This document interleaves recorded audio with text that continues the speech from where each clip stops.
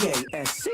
You are now rocking with that dude Pascal. We be going wild, Haitian in the building, so original. Got the haters catching feelings. Get your hands up to the ceiling and keep them held high, cause St. Louis isn't ready. Forget about it, goodbye. Hold on, we just saying hi. Five somebody, rise up weekdays. Catch us live, somebody, let's go. Good morning. Good afternoon and good evening, everybody. Welcome to the Pascal Show. Hope you guys are all doing well out there. Hope this show finds you in great spirits. Because another day above the dirt is always a blessing. Let's not forget that, babies. My beautiful, beautiful babies, I hope you guys are all doing well. My beautiful people, ladies and germs, ladies and gentlemen, okay?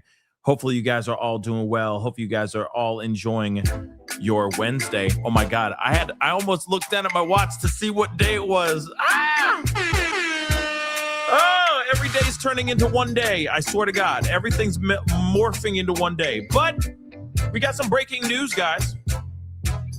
Breaking news, which I think will be very interesting to see for ourselves. We got something that's just broke, and I had to change. That's the reason why it took me a minute to get started. Okay, let me explain. Took me a minute to get started for this specific reason. Okay? Yeah, I'm overwhelmed too. I am very overwhelmed. Let's just be overwhelmed together. Let's join hands and just say woosah together. Okay? Let's say woosah together in unison. But before we get into everything and why I was, took me a minute to get started, I will explain here and everything. As you know, you can see the title above, down below, wherever you're seeing this show right here. Some very interesting things have just popped off right before I was supposed to go live. Or right before I was about to get going to get live. Now, we got some new information, which is wild. So get in here. Hit that like button down below. Crush it, do it, do. Hit that reaction button if you're watching on these other platforms, please and thank you. Hit that follow button if you are watching on those other platforms like Facebook, X/Twitter, Instagram, Rumble, Twitch, Kick. I'm on all of them, okay? So make sure you're following, okay? Follow. Don't forget to subscribe here on my YouTube channel. Subscribe right here. We got some breaking news that we're going to have to get into. Okay, was waiting for something to pop off. Just didn't know it was going to pop off right when I was freaking about to go live. So make sure you subscribe. Make sure you hit that notification bell. Set it to all so you know whenever I go live, whenever I upload, because it is random. I will be honest. It is random. Or it's whenever something's breaking, okay? Please and thank you, okay? Hit that notification bell. Set it to all again, like I said. Hit that join button down below. Become a member. Check out my Patreon. And, of course, check out PascalMerch.com. PascalMerch.com, everybody. Check it out. We got some great stuff. PascalMerch.com. Okay. Now. All right, guys. We got to get into this conversation, all right? Yeah, we got to all say woosah. Because apparently there has been some breaking news that just happened. This is the reason why it took me a minute to get started, because as soon as I found out about this, I'm like, what is going on? And apparently they're going to be breaking this information here very shortly. So, of course, I was looking to see if it was, if this article was up anywhere or anything of that sort. And there wasn't any article yet. Maybe they're putting up an article right now. But from when I got things started, of course, I had to change the thumbnail that I had, change the title. And as I'm doing that, I was looking everywhere to see what was going on, right? To see what news we have. Now, we have got to take a look at this, okay? This is just a video from, or, a tweet from TMZ themselves. Yes, I know. But apparently, they've received a whole other ransom note. I'm not kidding. I'm going to be real. At some point, we kind of have to just ignore this crap. Yeah?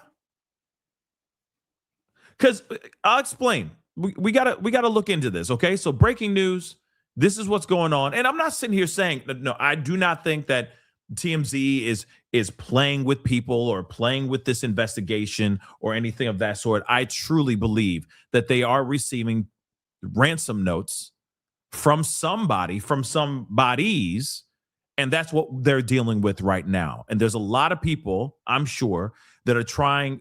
There's just a lot of buttholes out there, guys. There's a lot of a-holes out there, guys. All right? And they're trying to use this as an opportunity to scoop a bag. That's what I truly think. I truly think these are all people trying their damnedest to take full advantage of this situation. Okay? I don't think that these guys are doing anything. No, they got better things to do. And also, they have a successful business that they have to honor. And I don't think that they would go scorched earth, destroy all of what they've been doing, what they've built over the decades that that TMZ's existed. I don't think that they would go out of their way to destroy their legacy, right? They're getting these ransom notes and they're reporting them, okay? They're reporting about these ransom notes. So let's take a look at what they said. Now, here's the thing. This is just a teaser because I guess they're going to talk about it live on their TMZ show that should have been on live right now. They should be on right now, but I don't know if they've started their show or not, okay? But clearly they're trying to get people to tune in to their live to talk about this new ransom note, okay? So here's this 8-second teaser. Take a listen. On the next TMZ Live, TMZ has received yet another ransom demand, and this one is sophisticated and puts the media right in the middle of it.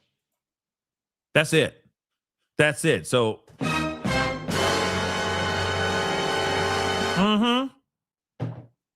So there it is. There she be in all of its glory. I'm going to play it again because it's so short. On the next TMZ Live, TMZ has received yet another ransom demand, and this one is sophisticated and puts the media right in the middle of it. There it is. So clearly, I mean, I feel like it's safe to say that they're saying, come to our live show so you can see it, right? I mean, come see our live show so you can see it for yourselves, right? So let me check TMZ one more time just to see if they've gone live. I don't think, well, I guess they have gone live, but they're not live. They haven't started yet. But of course, they put up that video. We got another ransom note. And now the media is getting pulled right into the middle of it. Now, here's the thing. Let me play. There's this last part of this other video that we did that I showed you guys yesterday. And I said, I don't want to play the rest of it because, I was like, the rest of the video is kind of, it's the same old. But he did say something in this note. Okay. Hold on. Let me make sure this is the one. See, Guthrie, we have received now numerous letters from this person. Okay. So this is it.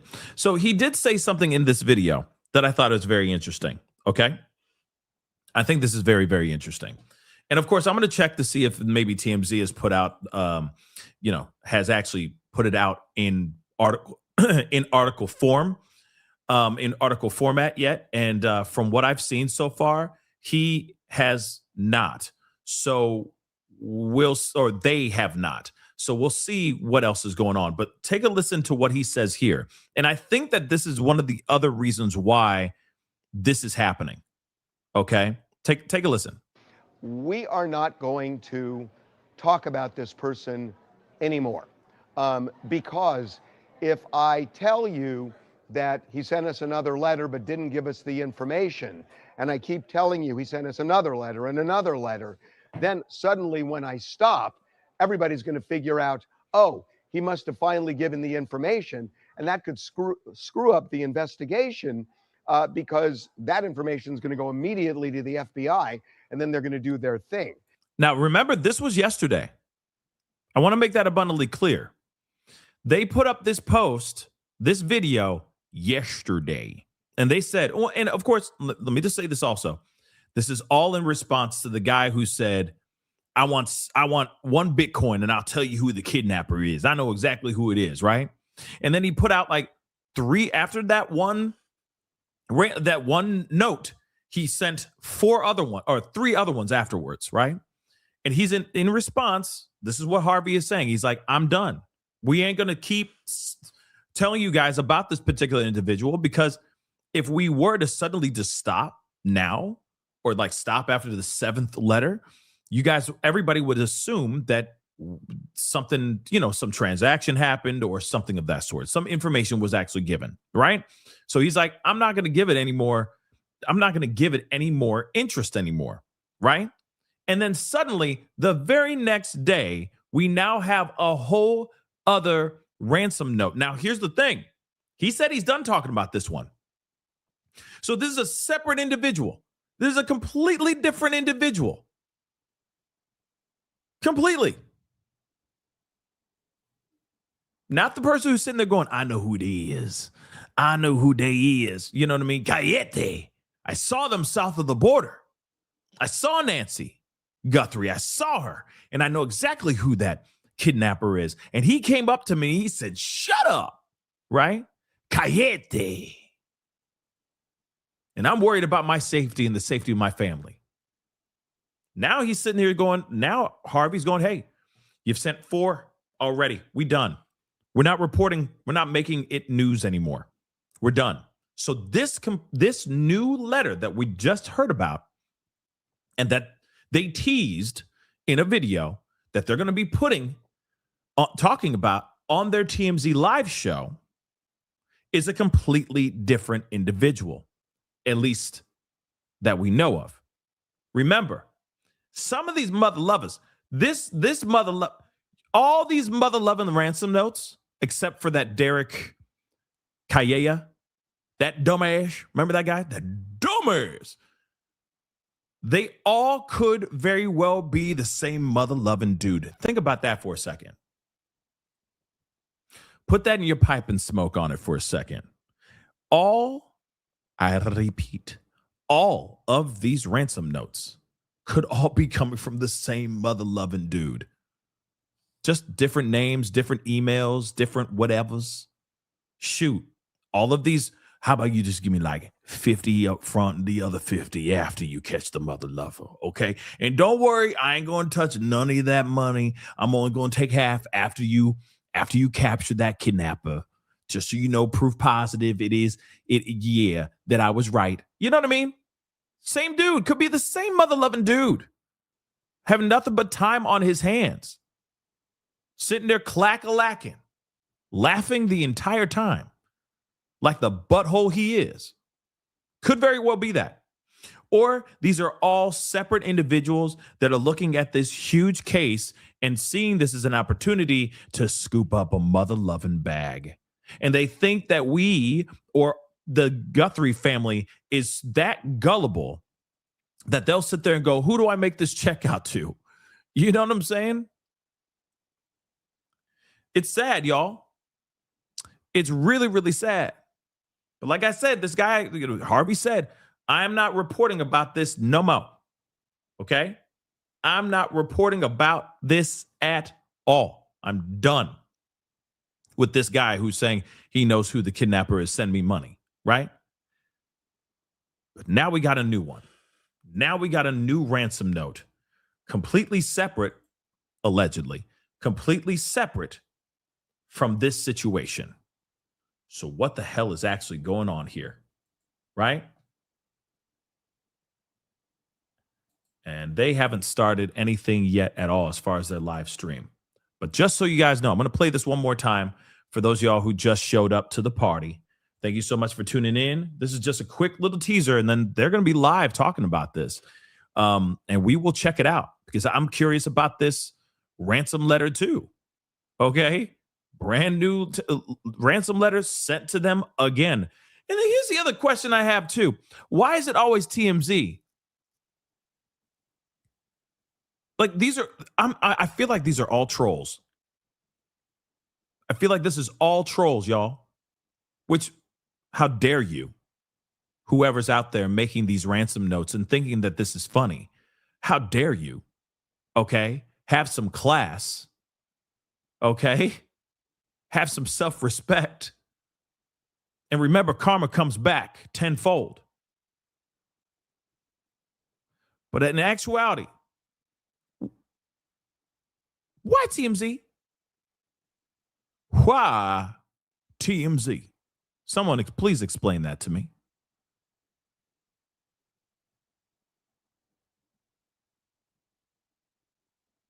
Let me just say this too. No disrespect to TMZ. I'm just curious. Why? Let me play this again. It's an 8-second video, okay? And then when they do the live, we'll look at it. But there's a bunch of other things we do need to talk about. You know, YouTube was down last night, so we couldn't really do a show, okay? We really didn't have time to do a show. And it was getting late, and I know I'm tired, and shout out to my mods. I know they're exhausted. All right, so I'm just like, you know what? We just excuse me. We're just gonna wait till the morning. We're gonna wait till tomorrow. It's fine. He'd be fine. We'll talk about these things in the morning, right? Because really nothing happened yesterday. It was a big nothing burger. And now you got this. So why, TMZ? On the next TMZ Live, TMZ has received yet another ransom demand. And this one is sophisticated and puts the media right in the middle of it. This one's sophisticated. What's the sophistication? Because of how they wrote the letter? The note has a beginning, middle, and end. Very well written. Like, again, I could put anything in ChatGPT. I'll say it. I'm sorry, guys. I could put things in ChatGPT and just be like, I want this to sound like some sort of ransom note, and therefore I want to do this, that, and the third. Can you help me? Send. And then it'll be like, hey, you have 3 different choices. You got option 1, 2, or 3. Which one works for you? Yeah, I see that they're live. I'm looking at it right now. Literally, I'm looking at it right now. So I already know that they're live, but that's not them. I don't know who this dude is. No disrespect, but that ain't Harvey. Okay, unless he found the fountain of youth that gave him more height as well. And I could tell just by him sitting in the chair, he's taller than Harvey. No disrespect. Okay. Yeah. Some people are saying in the chat, by the way, look at this. Some people are saying in the chat, is this TMZ? Because like I said, who's this dude, right?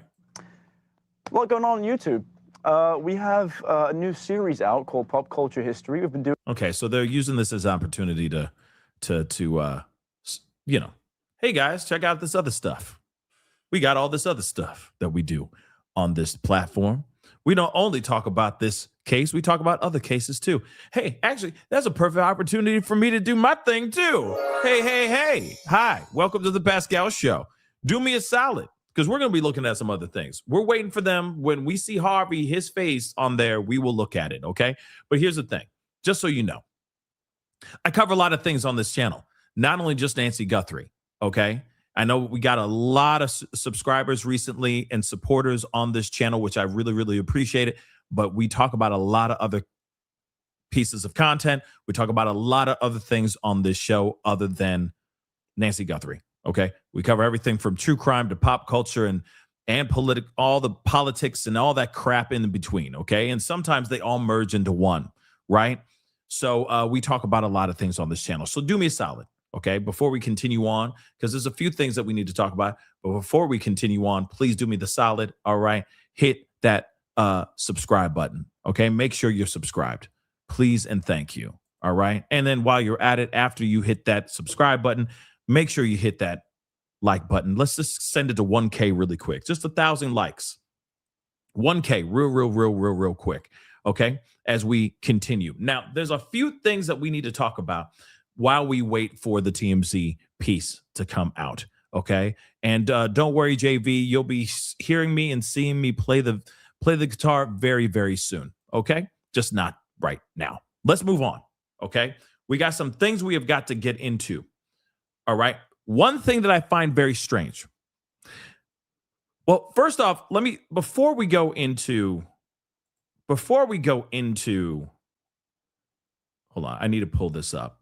Before we go into everything, we need to talk about this man right here, okay? This is Sheriff Nanos. If you're not fully savvy to this whole investigation in this whole case. Now, I know a lot of people feel some type of way about Sheriff Chris Nanos right now. A lot of things he's been doing has been very strange. Now, I'm not sitting here. I know a lot of people are starting to speculate that maybe he has some sort of connection to this. I'm not even entertaining that. Okay. I don't know why he's been operating and maneuvering in this investigation in the weird way that he has.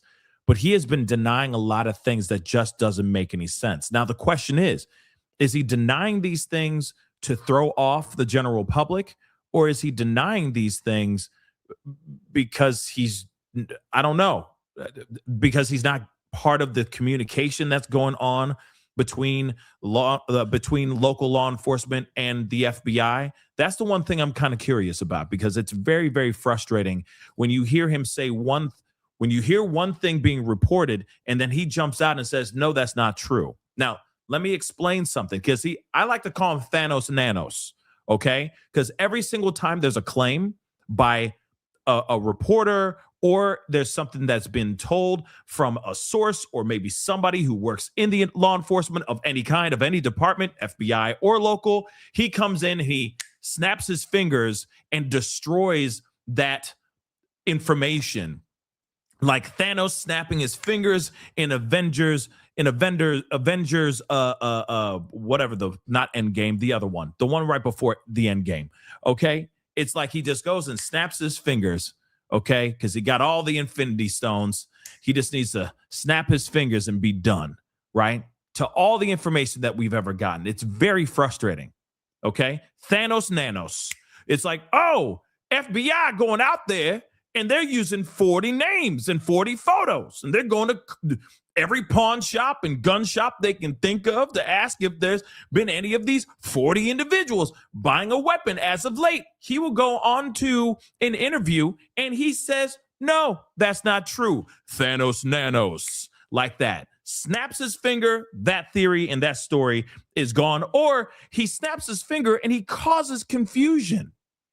That's the problem. He causes absolute confusion. And it's like, wait a second. What is true? Are FBI going out there? Or is they ain't? Because it doesn't make sense, right? It just doesn't make sense. So let me explain what I mean. We got a report from NBC News right here. Okay? Says right here that Tucson gun shop owners said today the FBI had contacted him and presented a list of nearly a dozen names as it works to zero in on a suspect. Philip Martin said the authorities showed him 18 to 24 names and photos, but that nobody on the list had purchased a weapon from him. The FBI declined to comment on that piece of information. Now, I want to make this abundantly clear, as they're doing, like TMZ's doing this warm-up filler stuff. So we'll get to it when it gets there, okay? And if we're a little late, it's all good. We can hit rewind. That's the wonderment of technology. But let us continue. I want to play this because I want you guys to see this for yourselves. And again, this is the problem that we're seeing on the constant, all right? Let's take a look at this clip from Fox News. Same genetic genealogy testing that helped catch notorious killers is now playing a key role in the Nancy Guthrie case. Officials say this investigative tech was key in finding criminals like the Golden State Killer and, more recently, convicted Idaho killer Brian Kohberger. All this as the Pima County Sheriff Chris Nanos reveals the results from the CODIS testing of the DNA evidence collected so far. Now, this is all very important. I want to make sure this is all very important to understand and hear. Okay, first and foremost, they are now taking the DNA that they have in both the glove that was found 2 miles away from the house and the glove and the DNA that was found inside the house, right? Which we don't even know what was inside the house, what DNA they found inside the house. I'm thinking it's blood, but they're not letting us know that either. They are taking that into the IgG, right? This like you just heard. It's the same way that they were able to get Brian Kohberger. I call him Coco, all right? So that's exactly what they're about to do. They're going to look at it and go, well, okay, maybe,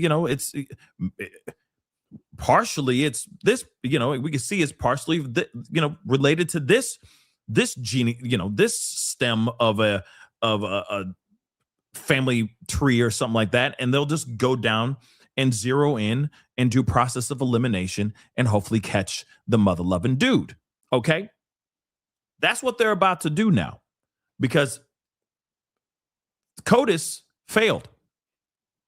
They ran both DNA samples in CODIS and they came up with zilch, which means this person's never committed a crime before, has never been incarcerated, locked up, or anything of that sort to be a part of that database. So this person clearly is new to the game or has never been caught doing these kinds of crimes. So now they're going to be using that genetic genealogy, the investigative genetic genealogy, also known as IgG, to try to see if they can get a crack in the case. Wild, right? Watch. The DNA on the glove that was found 2 miles away was submitted for CODIS, and I just heard that CODIS had no hits. Is there a match on the DNA in the glove to the DNA, the unknown DNA that you found in the house? There's no match to the DNA at the house. So entirely separate DNA? Correct. Okay. So that would mean if there's no, is there a CODIS match from the DNA in the house? No.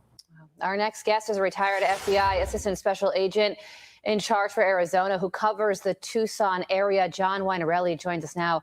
John, thank you for joining us. You just heard that there, no's across the board. What are investigators doing right now when it comes to this glove and the DNA that has been discovered, given these developments? Hold on. I want to make sure you guys hear this part. Okay. This is exactly what I wanted to make sure you guys hear. You heard about the FBI going basically door to door to stores, pawn shops, and gun shops to see if, and they have a list of names and they have a stack of photos, and they're going to these people's businesses saying, hey, have you seen any of these dudes? And they're just typing in these names into their database, right, into their records in these stores, trying to see if there's a connection to any of these people.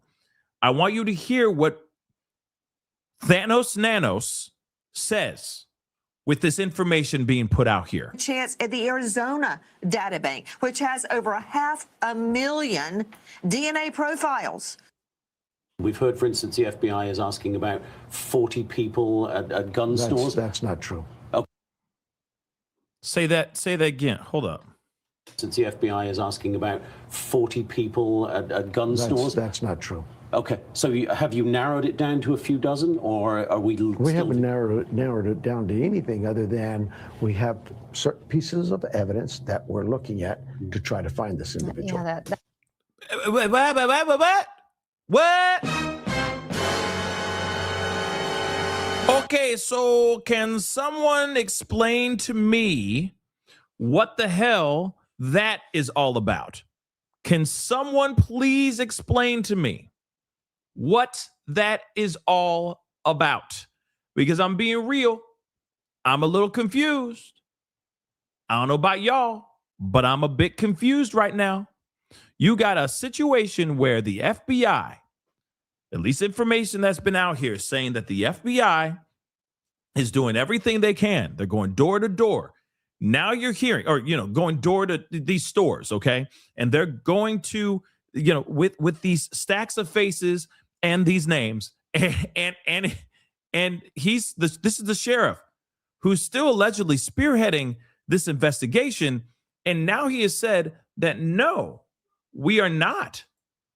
The FBI is not doing anything of the sort as you claim, as the reports have been saying.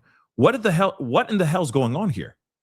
Why would he not tell us the mother-loving truth, right? I want to say, hold on. I'm just a little confused about this.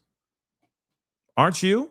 Here's a Tucson gun shop owner describing the moment when FBI agents came in and asked about the Nancy Guthrie case and gun sales. Hold on. Let us play it. I want to say it was either Tuesday to Thursday, one of those days that an FBI agent had came in, and He said he was an FBI agent and he was looking for some help getting some information on some names of a list that he had. He had a paper, well, 3 papers with names and photographs. And originally I was kind of skeptical. I didn't know if it was a hoax or if it was somebody trying to pose as an FBI agent. And so I asked him if I could see his badge. He showed me his paper laminate badge, the one that he can unfold and show you with. And so I looked at that. Then he also lifted up his shirt and showed me his FBI badge. And I looked closely at the badge that he had handed me, and so it seemed pretty legit. And I said, sure, I'm willing to help you. And so he basically gave me a paper, 3 papers, and all of them, I want to say there was probably 6 to 8 people per sheet. And he wanted to know if I could check on our system if any of those people had purchased a gun in the last year. And I was looking at the photographs and I said, you know, I'm no investigator, but based on that video I saw of that kidnapping that happened with the Guthrie case, I haven't been keeping up with it. But I said, based on that video that I saw of the kidnapper at the house who was caught on camera, the facial hair that I saw on the video reminds me a lot of these photographs.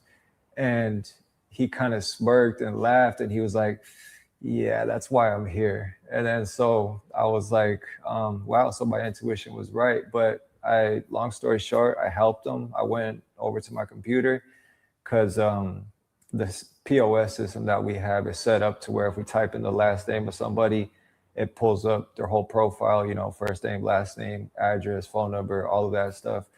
And I went through all 3 papers, typed in the last names, and nothing showed up. So that none of those people had been to this gun shop, and a lot of the last names honestly were very uncommon. I wasn't familiar with any of them. We know quite a bit of our customers pretty well, and I'm familiar with last names, but none of them popped up and I wasn't familiar with them.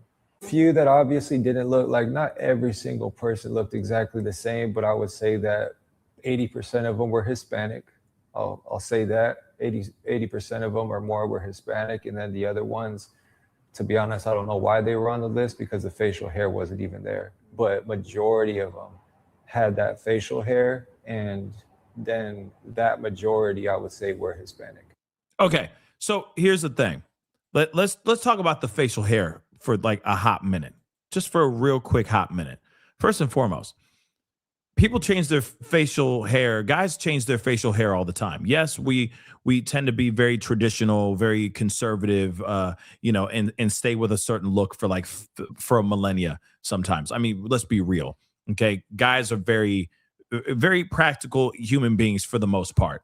Okay, if we find a pair of jeans that fit us just right, we go back and buy that same pair of jeans for the rest of our lives until they discontinue making that cut of jean. I'm just going to be real. Okay. Guys are just like that. Same thing when it comes to facial hair. Yes, they can hold on to a certain look or a certain beard or a certain cut because they know it looks good, right?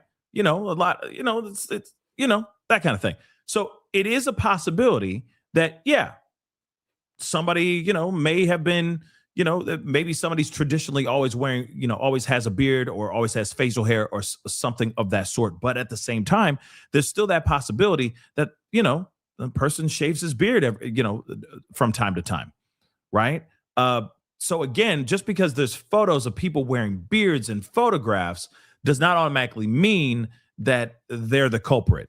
You see what I'm saying? Some people will be like, you know, let me rock a beard this month. You know, let me grow out this beard and rock it for a few months. And then they change, right? Some guys are like that, but for like I said, a lot of guys are very traditional, you know, very simple. We keep it simple, right? Like I said, you find a shirt that works, that looks good on you, you know, showing off the guns and the shoulders and the, you know, the silhouette, if you will, guys will go buy every color they can get their hands on. You know what I'm saying? It's just how we do. It's just how we do. And, you know, like I said, or I've never said this out loud on the show, but I feel like, you know, guys don't have a whole lot of options. Women do, though. And I get it. We just get shirt and pants. And that's fine. That's fine. But I'm just saying the options, minimal. Okay. So we just keep it simple. We'll wear the same shoes until they fall off our feet. You feel me? So it's the same thing. So there's still a possibility. Yes, it's a look that that guy has, that maybe he always has a beard, but maybe he grew it out this time. Maybe he's always been clean shaven and grew it out this time, or something of that sort. You never know. And then also at the same time, given the fact that the information has been out here of the actual person, and everyone's really hell bent on facial hair, which is understandable because it's the only thing that we see poking through that ski mask. What are the possibilities of him actually shaving his beard off now? He probably been shaved that off by now. He probably clean shaven, looked like a 12-year-old boy at this point. You never know, right? So again, something to think about. But if you hear what he just said, I find it very, very interesting that the sheriff just said, that's not true. We're not doing that. Unless he's talking semantics. Unless he's like, we're not walking around with 40 names, maybe 12, maybe 10, but not 40. But even the reporter clarified what he said. And he said, no, we're not doing anything of the sort. So then what is true? What's actually the truth? What's really going on here? Is the FBI really going around with 40 photos, or shoot, just photos in general with names and photos on them to these gun stores? Or are they not? Why is he saying one thing when we're hearing something else out here in these streets? And see, here's the problem. I understand. He wants to preserve the integrity of this investigation. I totally understand that. But if there's information that's out here, the last thing you do is just say, that's not true. Clarify it. Or, here's another thing you could say that would just suffice, which clearly, in my personal opinion, answers the question. But you can sit there and say, hey, I'm not at liberty due to where we are in the investigation. I'm not at liberty to discuss that. Please, next question. That's it. That is it. That's all you need to do. Please, next question. I'm not at liberty to talk about that. Next question, please. That's it. Piece of cake. But that's not what he does. He will hop on and he will say, he just flat out denies it when we've already seen his pattern of things that he's said before. And then at press conferences or the last press conference at least, he goes scorched earth, annihilating everything that he claimed in the beginning, right? What are you talking about? There was blood in the house. There's no blood in the house. Forced entry. I don't know who told you that. Who told you that information? You. New York Times. You see what I'm saying? So again, he still just continues to look like Boo Boo the Fool when he shouldn't be doing that. He should be doing everything he can to be like, okay, let me clarify a few things. And yes, there's some certain information I can't give you guys right now. I am sorry, but I cannot give you that information right now. And I hope you will understand and respect that. That's it. You don't just blatantly say that's not true. That makes us think you're lying to us. And that's not what you want. You want the public on your side, period. Now, let me move up a little bit more in this video. A major admission that investigators have ruled out the theory that Nancy Guthrie's abduction was a burglary gone wrong. That is his current assessment. Listen to this. Your briefings, you believe it's a kidnapping? I believe it was a kidnapping. Targeted kidnapping? Yes, I believe whoever did that knew what they were up to. So do you believe knew who they were after? What do you make of that analysis? I think law enforcement knows more than they've shared, and that makes sense. You always want to hold details back that only the person responsible would know. We've heard that there might be multiple cameras, including the Ring camera out front that was taken. Perhaps they have other video surveillance that shows further action. Maybe they've gotten some information off that shows the type of items that were in that rather large and packed backpack. All of that leads them to believe that this wasn't just a burglary, but somebody who was looking to commit a nefarious act. My problem is that we don't know for sure if he had already broken in and he was on his way out, right? And then he realized that there was the camera, so he went up to get the camera. You see what I'm saying? Like there's certain aspects of this that they have not given us, and I think that's a huge problem. And of course, this is law enforcement's at a dead end right now. Okay, guys, that's some bad news. I hate to be the bad news bears here, giving you guys bad news, but I'm telling you right now, they are completely screwed right now because of cameras, which we are going to look at here in just a little bit. TMZ hasn't started yet. I mean, they have started, but I'm saying like Harvey and them, they haven't gone. They're not on the show yet.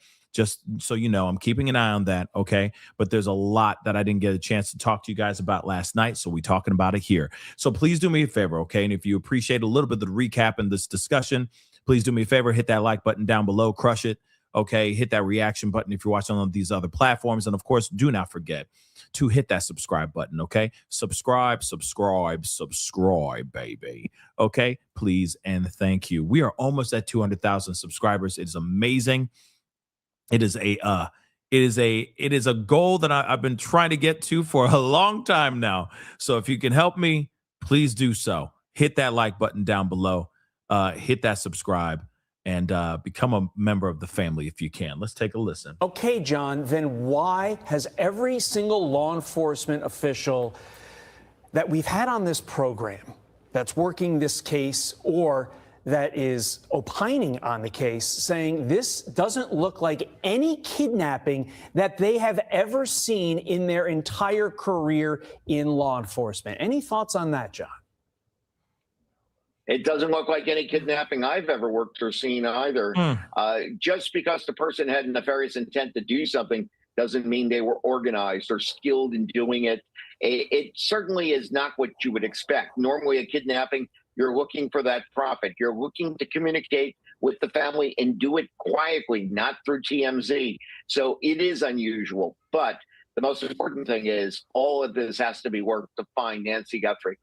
Yeah, and if this is an organized kidnapping, did the kidnappers have her medication? Did they order it in advance to keep her alive? And if the ransom notes are in fact fake, then why did these kidnappers not reach out to the family yet? There are just so many questions that are still unanswered. But I do want to ask you, John, about this Tucson gun owner.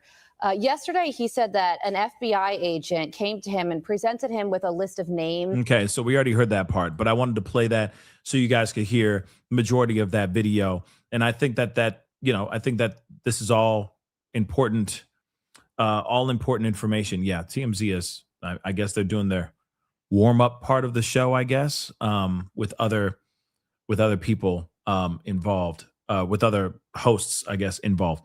We'll get to that. Let me play this part too. I think this is interesting. Residents are scared, apparently, because of this investigation, which is also a big part of why I'm saying police need to be a little bit more transparent, not only to just us, not only just to us, a court of public opinion, but what about the people, the locals, the people that actually live in that town? So Fox News alert, the county sheriff's office denying there's a short list of suspects in the Nancy Guthrie case as her entire neighborhood remains on edge more than 3 weeks since her disappearance. Let's head back down to Tucson, where Fox and Friends weekend co-host Griff Jenkins has been talking with locals in Nancy's community. Good morning, Griff. Hey, good morning, LJ. And this group of Tucson residents have been gathering for coffee every morning before the sun rises for more than a decade, and they have certainly been impacted by this story. Jim, let me start with you. How has this impacted the community? How do you feel about this? Tucson is a very tight community and a very secure community. And this has rattled quite a few people, to be honest, because this type of crime and this type of notoriety that we're getting nationally is just not what we're used to here. And it's put a cloud on things, and we're sorry to see the national news we've gotten for such an unfortunate thing for Savannah and her family, and everybody's just praying that everybody gets their act together and they find this guy and return Nancy safe and sound. Now that's the problem. It's more than just court of public opinion. It's more than just the armchair sleuths that are out here trying to figure everything out. Okay, it's about the people who actually live there, because that means that you still have a monster out there. There's a monster out in their midst that hasn't been caught, that is out there, and you got police scratching their heads. And then every turn that they make, they're coming back looking more like keep on eating crow consistently, right? It's how things are being processed. It's how things how things are being done here.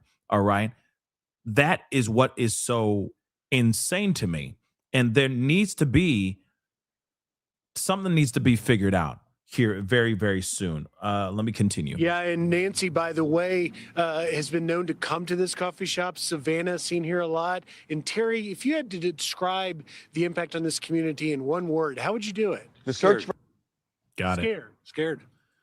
People are worried about their safety. A lot of elderly people live in this area. Yeah, They're by themselves, like Mrs. Guthrie. Now, my question is, why? Why Nancy Guthrie? There are plenty of other people that live there that are old as well. Okay. Not trying to say anything bad, not trying to punch down or anything of that sort. I'm just stating facts. Plenty, excuse me, plenty of people that are not, that are not as able-bodied, that are older, that are have accumulated some type of wealth, that are enough for them to live on their own and not live in some assisted living facility and live in some big ass $1 million home in some affluent area. And she's the one who gets targeted. Why? Right? Now, I know everybody and their mom is going crazy with the conspiracy theories and all that. Like I've said before, they talk about the Epstein files, and they're trying to connect that with Savannah Guthrie and the husband and all that stuff. And here's the thing. We don't have any proof of that. We don't have any proof of any of that information at all. But like I said, because there's not a lot of information out here, people go completely ham sandwich. Wow. Completely ham sandwich on the information, right? Or go ham sandwich with their conspiracy theories and whatnot, right? It gets a little crazy. Am I right or am I right? Now, let me give you guys this, because apparently TMZ just came out with another video talking about this particular new note. So breaking news, guys, breaking news. Brand new video from TMZ just dropped 11 minutes ago where he talks about this new ransom note. Let's get into this. for Nancy Guthrie has gone international. We have learned the FBI has told federal Mexican law enforcement to tell various police agencies to be on the lookout for Nancy and her kidnapper. Now, our law enforcement sources are telling us that it is possible they believe that Nancy was taken across the border, but they doubt if she is across the border that it happened directly after the kidnapping. We're told that because we know now that the FBI checked cameras, Border Patrol cameras, and also other various electronic devices. We are asked not to be specific about that, and they have come up dry. There is nothing showing any movement across the border where they suspect Nancy Guthrie was in that car. Now, that said, we're told that she could have been taken at some point after the kidnapping, a day or so later or 2 days later. They just don't know. And obviously, there is a way to get across the border undetected. But right now, they have put the word out, and so far, no luck. There is something else. TMZ obtained another ransom note today. This is a highly sophisticated demand involving a form of crypto, not Bitcoin. Now, it is demanding roughly the same amount as the demand letter we received, shortly after the kidnapping, the $6 million demand. It's not exactly that, but it's close to that. The demand graphically describes the consequences if the demand is not met. It also involves the media, saying that the media essentially becomes a go-between, a trigger, if you will, for getting this ransom money. We have been asked not to be specific about any of that beyond what we've just said. We have forwarded this on to the FBI, and they are looking into it. The email that we received today it does not have the same crypto account as the crypto account in that first ransom letter that we received. A couple of other things. We told you yesterday that the FBI went around to various gun stores in the Tucson area with a list of names, trying to see if anybody on that list bought a gun at any of these shops. We were told, and we told you this yesterday, that the list was created by the people who had purchased a holster similar to the one that the kidnapper was wearing. The FBI had gone to Walmart and other retailers, created this list. We are told that this did not bear fruit, that so far it turned up nothing, that there was no match here of somebody buying a gun and buying that holster, at least from that list. Couple of other things. The FBI team, there is a team that is working on just finding people who have bought items similar to the ones the kidnapper is wearing. They actually have a team contacting Walmart and other retailers, and their focus is finding matches, people who have bought more than one of these items, a backpack, a jacket, a holster, or anything else. Again, we are told that so far they do not have any real leads on that. So Damn. the bottom line, and this is a quote from a law enforcement source, we are shaking the trees looking for clues. So they are doing everything they can. There's one other thing that I was asked to mention, and that is something I know to be true. The FBI is really serious that anybody who is trying to get money from the Guthrie family with a phony demand letter is going to spend, as it was put to me, a long, long time in federal prison. The FBI does not mess around with things like that, and they are laser focused to find both the kidnapper and people who are exploiting the Guthrie family. The search for Nancy Guthrie has gone. Wow. Okay, so here's the thing. Obviously, the search, he was about to say it again, but the search for Nancy Guthrie has gone international. Now it's gone into Mexico. Now, here's the thing.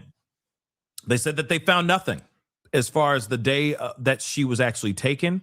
They're saying that if she was to cross the border, she didn't cross the border during that time. I think that's very interesting. Then the other part, because I want to hear the other part about the ransom note again. So I'm going to play this whole thing again one more time, because I know a lot of y'all just showed up. Y'all are just showing up right now. So I want to play this again.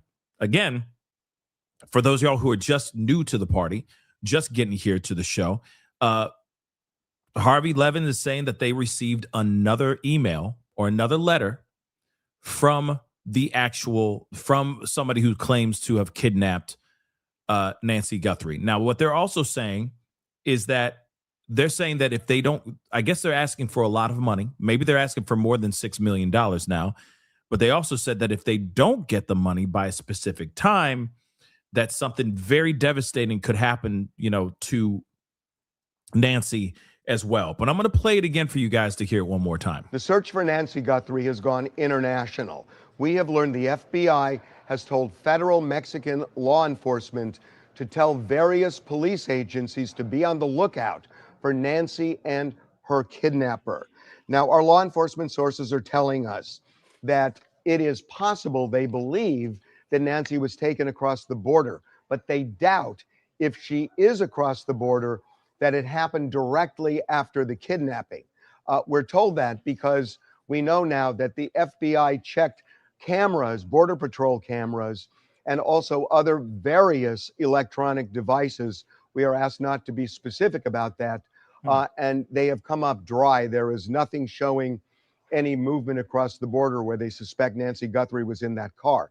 Now, that said, we're told that she could have been taken at some point after the kidnapping, a day or so later or 2 days later. They just don't know. And obviously, there is a way to get across the border undetected. But right now, they have put the word out, and so far, no luck.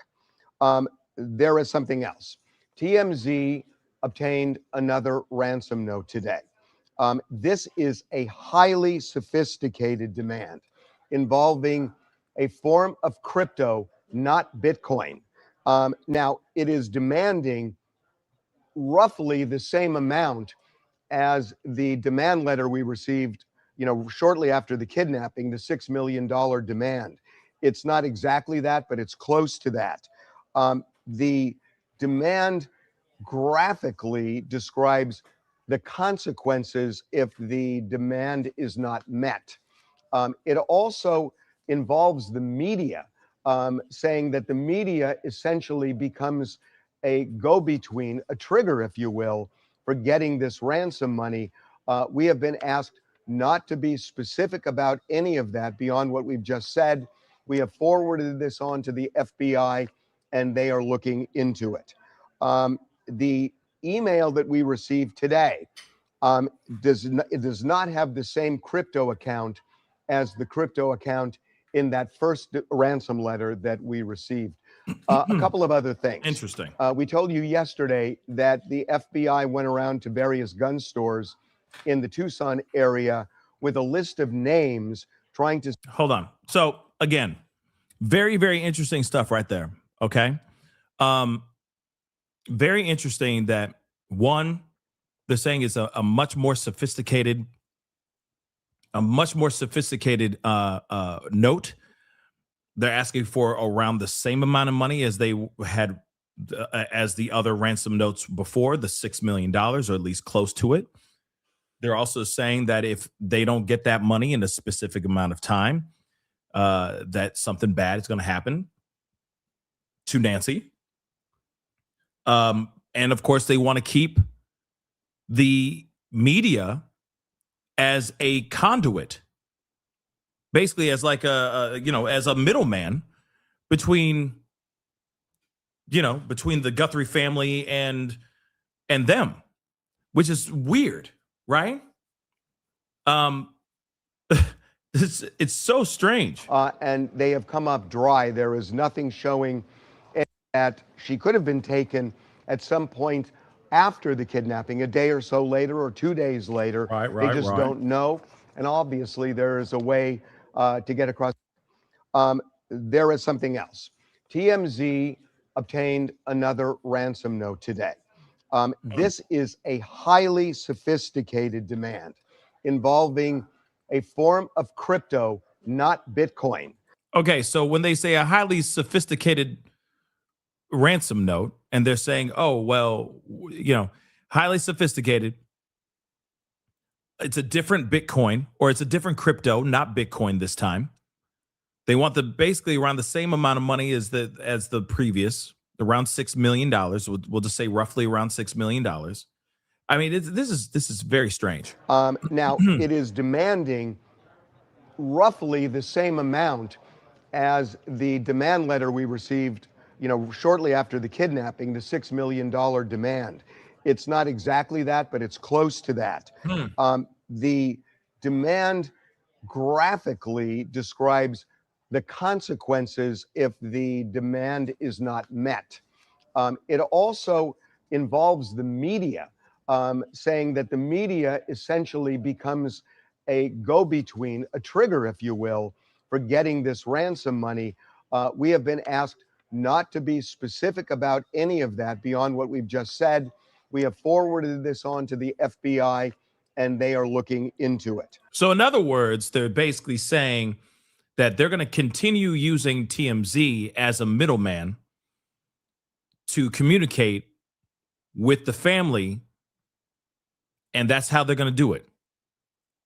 So they're going, hey, we're going to give you guys we gonna have a conversation, but this is all going to be done through TMZ. So TMZ is basically getting dragged into the group chat, and of course, you know, who would want to be dragged into this situation, in the middle of this situation? Because if it is true that this is actually the person that kidnapped Nancy Guthrie, I'd be very, very concerned about screwing it up, saying the wrong thing, reporting the wrong thing, and then next thing you know, she gone, right? She gets deleted, right? That's the last thing you want, right? But at the same time, they've been reporting out here about all of these notes and whatnot. So this is very strange, okay? Very strange. But again, they're like, hey, we'll give you more information, but all that information is going to be, the media is going to be our middleman. And this is how we're going to continue communicating with the likes of the Guthrie family. I mean, right now, do you believe it? Are you believing the hype? Is this real? I feel like she's still in Tucson. I don't think she's in Mexico.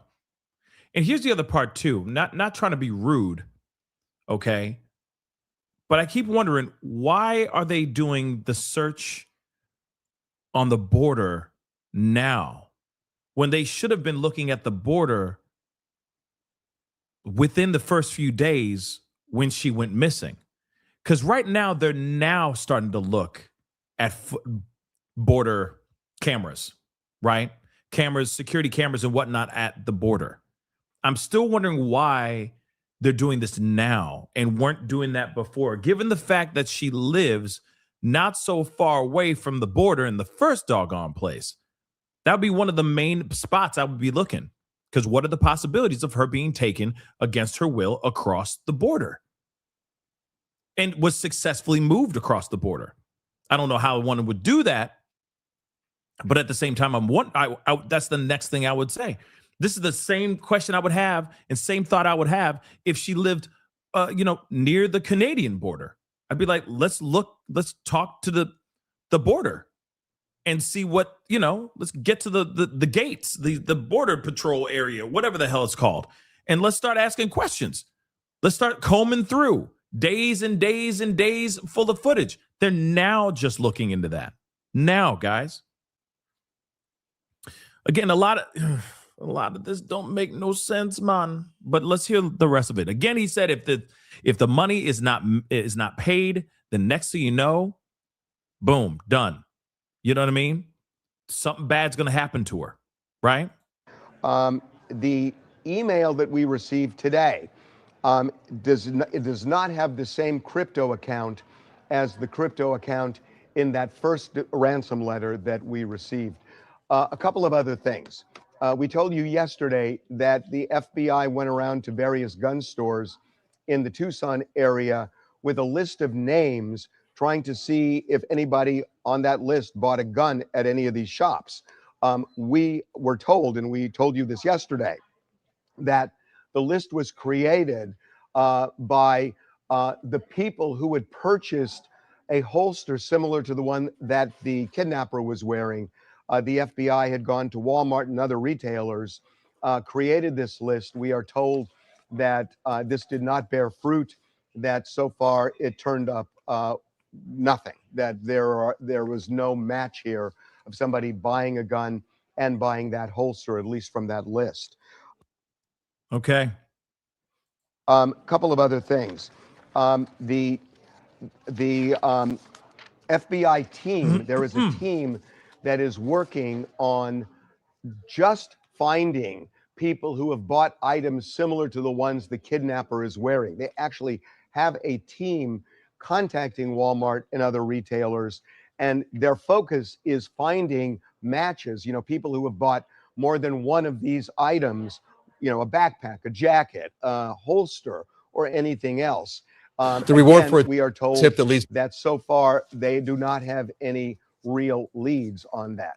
So the bottom line, and this is a quote from a law enforcement source, we are shaking the trees looking for clues. So they are doing everything they can. There's one other thing that I was asked to mention. Okay. And we already heard the rest. I just wanted to play it a couple times for everybody, and I wanted to hear it, get it, soaked into my brain here as well. I think it's weird. We got another ransom note made. Is this real? Is this a fugazi? Is this somebody who's just trying to scoop a bag? Is this real or not?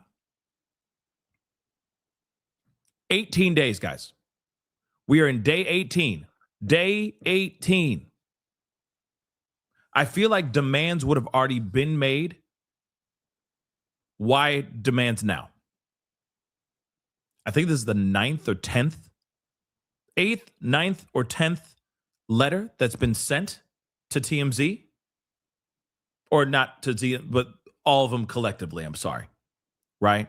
Including the ones that have been sent to TMZ. TMZ seems to be getting a lot of them, right? I think they've gotten majority of them. Question is this real? I just don't understand why 18 days later, ransom note has been made, right? Different crypto, not Bitcoin, different crypto. Sounds like a completely different email address or something of that sort. Now, this could just be anybody making something up just for an opportunity to get rich, or this could really be the person sending out this email. I don't know about all of it, but I do know it smells funny. I will say that. Let me see if there's any other things. Hold on, guys. We got a couple things. We got Brian Enton we got to take a look at as well. We got some things we're going to look at here in a second. Just grant me a second, because this is obviously all breaking news. Finally, some of this stuff just came out. It's just so insane to me. This thing is so insane to me. Okay. Just insane. Hold on. In fact, let me see here. I mean, the sheriff has done like a billion different interviews yesterday, which of course made a lot of people, side-eye him even more, feeling some type of way about all that, understandably. It has been a bit insane, but I do want to show you guys, and this is just from JLR's feed, just so you can see. I mean, the media is still sitting out there. Media is still out there. Media is still trying to figure out what's going on, just like all of us. We're all trying to crack the case. We're all trying to understand what the F is going on, right? Yeah, Denise, he did like a 10-minute interview. Thank you so much on Facebook. Thank you so much, Denise, on Facebook.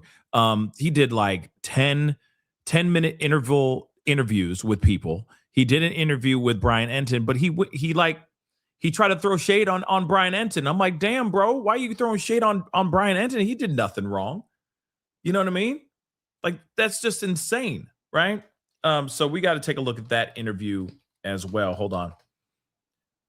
What say you guys? I mean, are you believing this? Are you believing the hype on this? Or no? Like I said, something smells funny. On all of this, by the way. Not just the ransom letter. I'm already side-eyeing the ransom letter, and I'm sitting there going like, that letter's for the birds. You know what I mean? It's scrap. To me, it's scrap. But, they got to take it seriously. Understandably, they got to take it seriously, right? Hold on. Let me get this interview. This is the interview with Brian Enton and the sheriff. We got to take a look at this. Sheriff, appreciate it very much. I know that you and the FBI were able to get those surveillance photos off the camera in the front of the house. Yeah. Any progress on the other cameras? Can you do the same thing? Boy, I'm hopeful. Here's what happened there. So we, of course, that camera we don't have. right? It was taken, removed from the scene, but we knew it existed. And we asked, I think it's Google asked Google, hey, what can you do with this? And we gave them the other cameras and asked the same. And they said, well, there's not a subscription here. And it is hard because it overwrites itself, right? Every, I don't know how many hours, maybe it's every 36 or 72, whatever it is. But you know what, Sheriff, we'll try. Thank you. Away they went. They came back with this. And I'm going to try to explain this as a simple man that I am would. They explained it, it's like peeling paint. You have images over images over images, and you want to get to that 8th layer or the 6th layer, and you got to peel back very easily because you might destroy the layer you wanted. So they were able to do that. I said, oh, this is really, that was that piece of evidence. Oh, they kept it 10 days. No, we all sat here right in our command post with the FBI and went, this is really great stuff. We need this out there. I want to make this abundantly clear. Number one, he just admitted that there are multiple cameras. That number one, multiple cameras were in the place. We already knew that there were multiple cameras, but he's also admitting finally that there were multiple cameras on the premises of this home. Here's the other thing too. He says they have to do a lot of work to, cut back, peel off the layers. But here's the thing. There shouldn't be that much layering because they were there within day or 2 or 3 after she was taken. Now, if it all depends on how long it took them to actually take down all the cameras. If it took a week, then yeah, you're going to have a week, several days of layering that you might have to cut back. But how were you able to get the doorbell camera footage so quickly, but all this other footage is taking forever to get? I'm just asking the question, guys. I'm just asking for a friend. Why would it take them that long? They were able to get the masked individual. They were able to get that quick. Well, not quick, but you know what I'm saying. They were able to get that and they saw it. We all saw the footage, masked individual. So where's the rest of the footage? They were able to get that pretty decently quick, right? So what about all these other cameras? Why is it taking so damn long? Then here's the other thing too. He's basically saying that they ain't got nothing. That basically means that they ain't got nothing unless some kind of miracle happens. You see what I'm saying? They need a freaking miracle to be able to find this. And now they're leaning on Google. But Google was able to get the footage of the masked individual. Yes, it took a little bit of time, but it didn't take this whole damn time. So why is it taking it so long for these other cameras for them to peel back these layers and find the mother-loving masked individual or the moment that she was attacked? You see what I'm saying? It's just so weird. And I get his frustration. Don't get me wrong, okay? Because he's spearheading this whole thing, okay? Yes, loving the burgundy. Loving the burgundy, okay? Wife put it on him going, it brings out your eyes, girl, honey. Just wear that. It's going to look really great on camera. You look great. Because he knew he was going to be doing these interviews. So he put on his Sunday best, okay?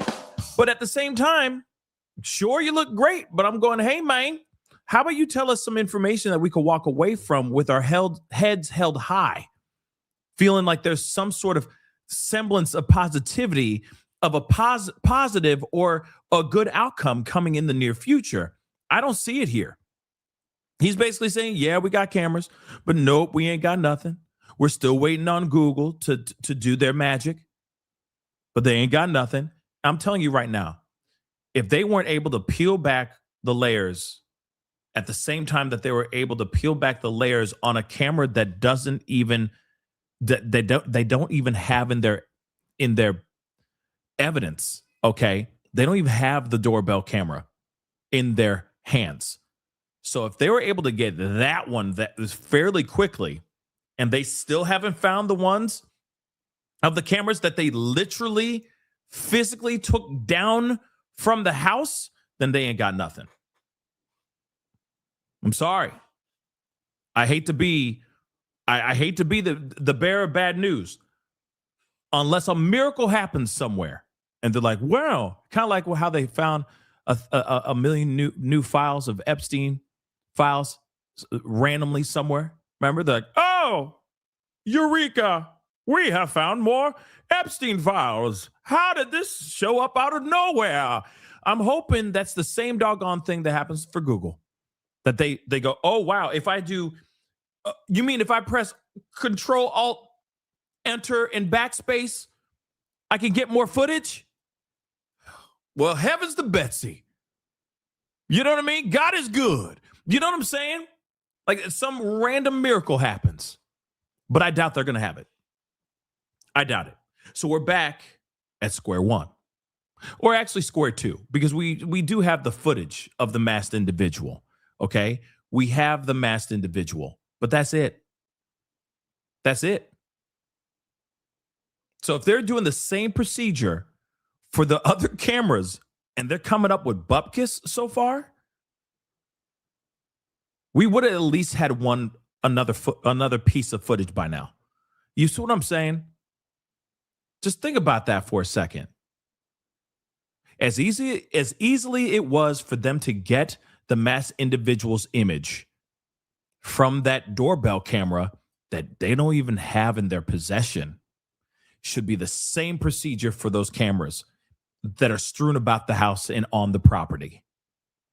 If they have not come up with anything and they have not shown that, at least for what we know, to the public, like here's the last moments of her before she disappeared or whatever, that means they ain't got nothing. That means they got nothing. And I'm sorry, I don't mean to break everybody's heart, but I don't think they have, they're screwed. Okay? They have a masked individual, and that's it. We don't know if he's coming or going. We don't know if he's going, oh, damn, well, after I got all this loot from the house, which clearly they didn't steal anything from the house, but, a full backpack says something. Maybe he was leaving. And then he said, oh, damn, there's a camera right here. Let me take that down. Or he was actually on his way walking into the house. We don't know. But one thing is for sure, that they ain't got nothing right now. So I don't know that it was here more than 2 hours, and it's only because we had to do some cutting of the way they sent it to us and prepare it to get out to the media, and had to check with Washington, all those things that the FBI had to do as well. And we got it out probably less than 2 hours. And it generated, in that first hour for us, just alone here at the department, almost 5,000 tips. So it's a great piece of evidence. So there's other cameras. Your question, will we get more? We've asked the Google, hey guys, can you do this? And they said the very same thing. Sheriff, we don't think we can get anything, but we'll try. And that's all we're hopeful. And so as of now, it's still just the video from the front? Yes. Okay. Savannah Guthrie, Nancy's daughter, obviously very famous, loved around the country. Is this really random, or do you think someone may have had a grievance against Savannah? Have you been able to sort that out at all? Well, yeah. Anything's possible, right? I mean, there was talk, well, this was a burglary gone bad. This was that. Those things have never come out of this office because we recognize that anything is possible, and we'll allow that evidence to show us what it is. The time to ask that question, motive, is when we actually know who's done this. And so, yeah, I get the speculation, but yeah, for me, I just looked at it and said from day one that Nancy was removed from her home against her will. We need to find her. I know your deputies, detectives are working around the clock. I mean, we see them, How long can this go on for in terms of the investigation at this level?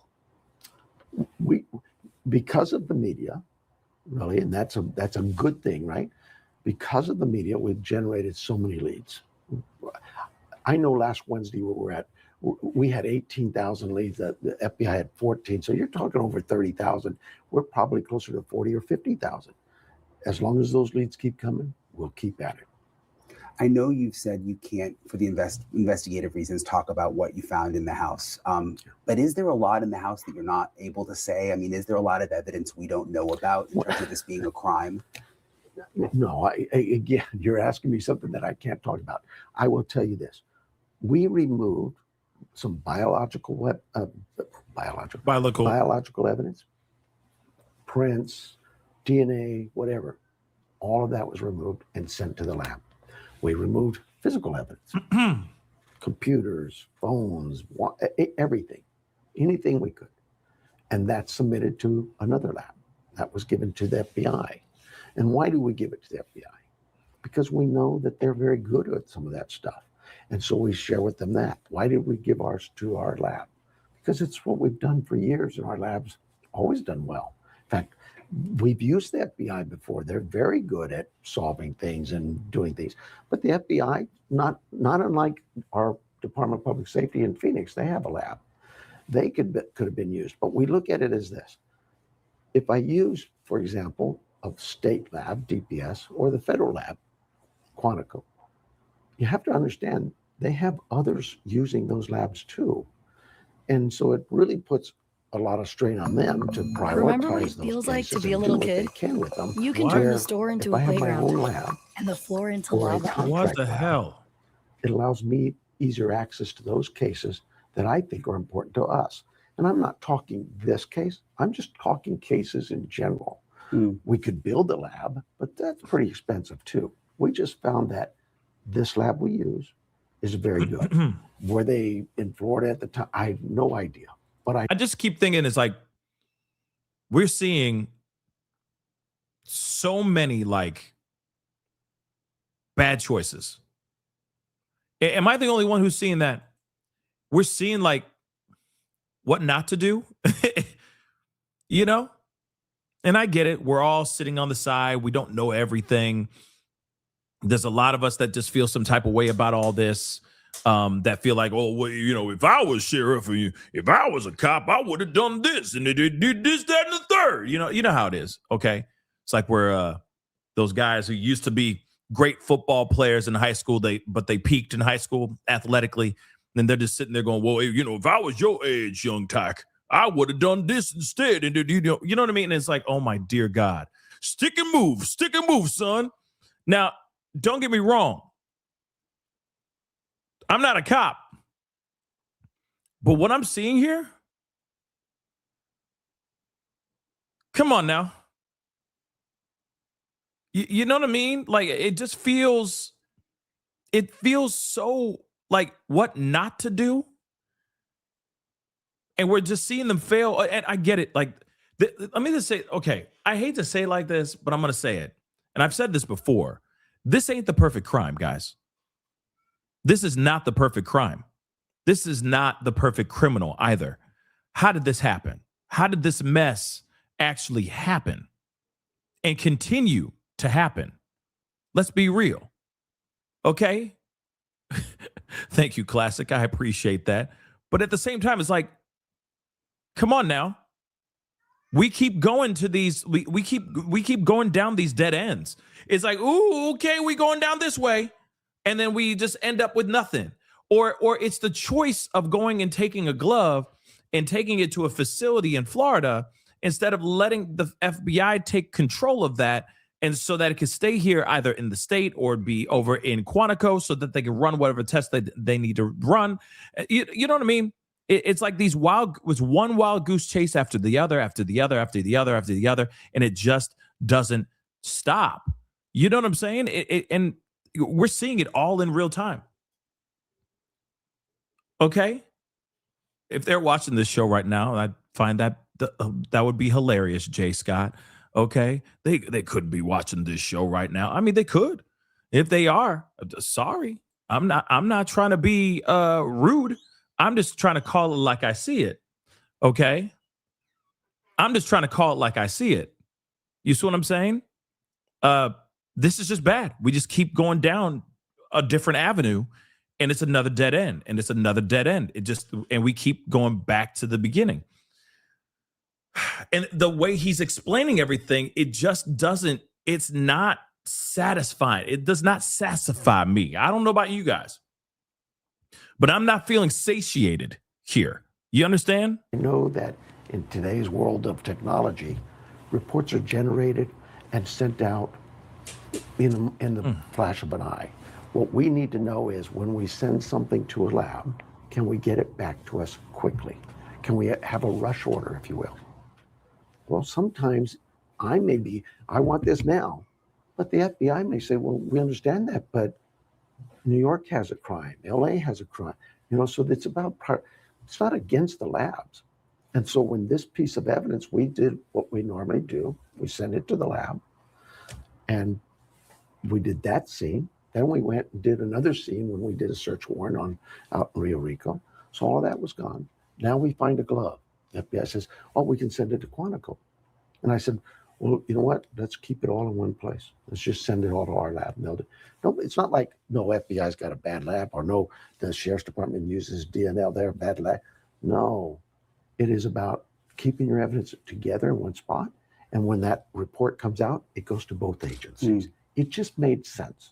In fact, all of this conversation I had with you, when they said, oh, the sheriff blocked evidence, this conversation I had with the FBI lasted probably a minute and a half, and they said, makes sense, sir, and it was done. There's no blocking evidence or just crazy. Let me ask you. Okay, we've seen the photos from the surveillance camera in the front of the man. Do you think there could be a second suspect? You saw what I saw. We know he is a bad dude. He's who we want.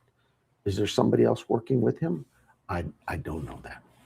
We'll know it when we find him. The TMZ letters. I've lost count of how many they've received. TMZ, they've been receiving these letters claiming that it's from someone involved. So yeah, the ransoms type things or those kinds of letters. And I know FBI is investigating that part, right? Correct. But do you think they're legit? Because it seems like every day they're on TV with a new letter. Again, you want to go to your experts, right? It would be irresponsible for me to give my opinion on something that we've given to the FBI to look into. That's their bailiwick. We'll let them handle that. And the search warrants, we saw the one in Rio Rico, and then we saw the one close to, I think, 2 miles from Nancy's house on Friday night. Does that mean that you all believe the suspect could be close? Because it seems like the action we're seeing so far is right in the Tucson area. So how those develop is this, and you may see it today. It may not be anything today. You may see 5 of them today. But what happens is this. We have 400 investigators out there from all agencies, not just in this valley, the 10 different law enforcement agencies, but some from Phoenix and FBI from across the country. And they're out there shaking down leads, 40-some thousand leads. Every morning they get up and they're working 24/7. So they start with a little lead and they're told, go check on this. And that lead develops. And as they move through it, it grows and grows like a snowball, just getting bigger and bigger, to a point where they go, you know what? I think we've developed a person of interest. I think we've got something here that maybe we need to go back and brief on. So they come back in and they talk to the command post who's there. U.S. attorney, county attorneys, different law people behind different areas of law who sit back and discuss it and say, you know what, maybe there's enough here for a search warrant. Maybe we got to get petition for physical characteristics. Maybe that characteristic is a photo. Maybe it's buckle sales. Maybe it's fingerprint, whatever it is. And we present it to a judge. And a judge says, yeah, I think there's enough. He signs it. That's how that snowballs. And everybody's energetic and they're so enthused. I wish you could see the face of the young men and women out there who are working these and all the energy, because it's what happens in investigations, particularly bigger investigations, where they're so excited, probably like you are. We've got a good lead, and then it falls through. It's not the person. Nancy's not at that house. But that's part of the ebbs and flows of an investigation. You're going to have those highs and lows. So for me, that's what's important, that I dispel some of the things that are out there so my team knows that, no. They're a solid team. This is a team who solves crime every day. They are my experts. I would be silly to not listen to them. When they tell me we spent 20 some hours at this scene, we processed this scene, I'm taking their word that they're good. I don't need to hear from some pundit out there who's never done a crime scene. I don't need to hear from somebody who's never done a criminal investigation. I've got experts. That's who I choose to listen to. Just like the noise in the background, the critics who want to run for office. Go do that stuff. I just want to find Nancy. I want my team focused every morning. When they hit that low, that they know that they have someone who believes in them and their work. They're going to do it. I have 100% faith they will solve this case. If you're the guy, if you're that monster, you should be worried. You should let her go. Just let her go. Are you getting closer? I think we are. I think we are. Okay, let me hold on. But I have to have that belief, right? I have to have that faith. Every day, we'll keep at it. We ain't quitting. Okay, so hold on, real quick. All right, I do want to. Oh, whoa, I didn't mean to do that. Because because there's, it is pretty crazy. Like he got like upset with News Nation. He's like, I got a bone to pick with them, that kind of thing. Here's the thing. Let me just say this. Let's just talk about Nanos for a second, okay?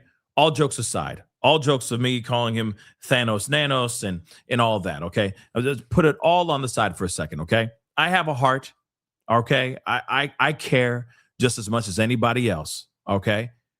I understand. I can only imagine the pressure that he's feeling right now. I can only imagine it. It must be very intense where you got everybody and their mama breathing down your neck, and every move that you make is being judged and analyzed and criticized. I get it 110%. But I think things would have been different if he created a better dialogue between him and the media from day one. But he started to make mistakes as well. Or at least his team started to make mistakes. And we were seeing that in real time. And then all of a sudden, as soon as he goes scorched earth and retracts everything, all information that was told to us before, what do you think is going to happen?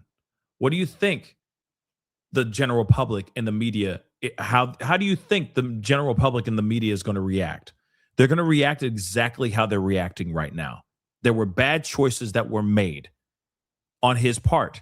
I hate to say that, but Nanos made some very bad choices in the very, very beginning of it.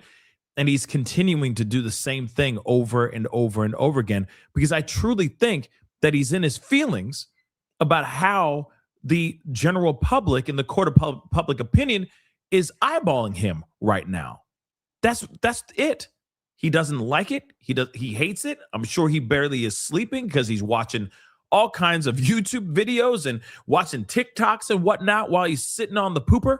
You know what I'm saying? He's just doom scrolling, and it's doom scrolling on his part because everyone's going off on him. You got other people, experts that are coming in, talking to these reporters, putting in their 2 cents, basically saying that he's an egomaniac, and that, you know, that all these things that are being said. And I'm sure all of this he's not used to. Of course, he's a sheriff of a quaint, quiet part of quiet town of elderly folks, you know, in an affluent area that barely has any crime of any sort like this.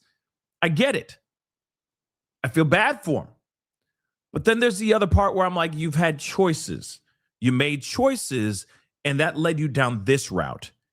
And instead of him actually going all ballistic just because Ashley Banfield put out some information that I think was true at the time, that he suddenly goes, well, F all these people, F all of media. I think that's unfair. And I think that's wrong. Because next thing you know, you got people now making stories about you rather than making stories about trying to find the most important person right now, which is, in this case, that is Nancy Guthrie. You see what I'm saying? This is the problem that we're seeing on a constant, every moment, every second basis now. And they're making these choices that are making them look foolish. Let's not forget, they closed the crime scene, and we took that at face value because we believe that Nanos and his team are vetted, know exactly what they're doing, and that, okay, the crime scene is closed. Okay, maybe this means that they're getting closer to something, or maybe it means they got all that they could get from that crime scene. Let me say this too. He did say when they closed the crime scene and gave the house back to the family, he did say, yeah, we could go back in there if we need to get something. But we don't need anything right now in that house. The crime scene now has been closed. The house has been given back to the family. And then what happened a few days later? Actually, several days later, they're back in there putting up police tape and telling everybody to back off because they weren't done all of a sudden. You see what I'm saying? It looks foolish. It looks bad. It looks like novice, beginner investigation. Like these are novice mistakes, rookie mistakes that people would make, right? So again, this is the wildest thing that we have seen in a really, really long time. And again, instead of him getting all upset he should be turning the media and these sleuths that are on the internet right now, he should be turning to them and using them as allies, not as enemies. But not everybody wants to learn like that. No one wants to go that route because he's too hell-bent on, I'm going to figure it out myself. When in actuality, what happened to the multiple cases that we have covered on this show where there have been social media individuals, people finding things, the public actually cracking, finding huge breaks in the case and all that because they saw something that the law enforcement threw out to the public and said, hey, we need help. We found out this piece of information around this time, X, Y, and Z. This is the type of van that it was driving in this part of this area, so on and so forth. We could use your help. And you know what I mean? This is one of the things that helped Gabby Petito's case, right? A huge crack in the case, huge break in the case. Because you had a van lifer YouTuber, right? Filming, and they were like, oh my God, I think I saw that van. And it was the van. But if it wasn't for that information that was given out to the public during that very high profile case, they may have never found Gabby Petito. And we'd all still be sitting here scratching our heads, asking questions about all that. This is the same thing I would say. I'm going to be real. This is the same thing I would say about Sebastian Rogers' case as well. Yes, I said it. Lots of information was not given to the public. A lot of information was not taken seriously in that case as well. If there was more information that was given to the public, I think that it would have helped the case. I don't see how it wouldn't help the case. You see what I'm saying? Same stuff that we're seeing where people are spinning off the planet in this case is the same stuff that we're seeing we saw with the Sebastian Rogers case. Conspiracy theories, rumors, all that. People starting to turn it on each other and all that. Nothing but bad, right? And in my mind, I'm like, if only they could have turned to the general public and said, here's some more information for you guys.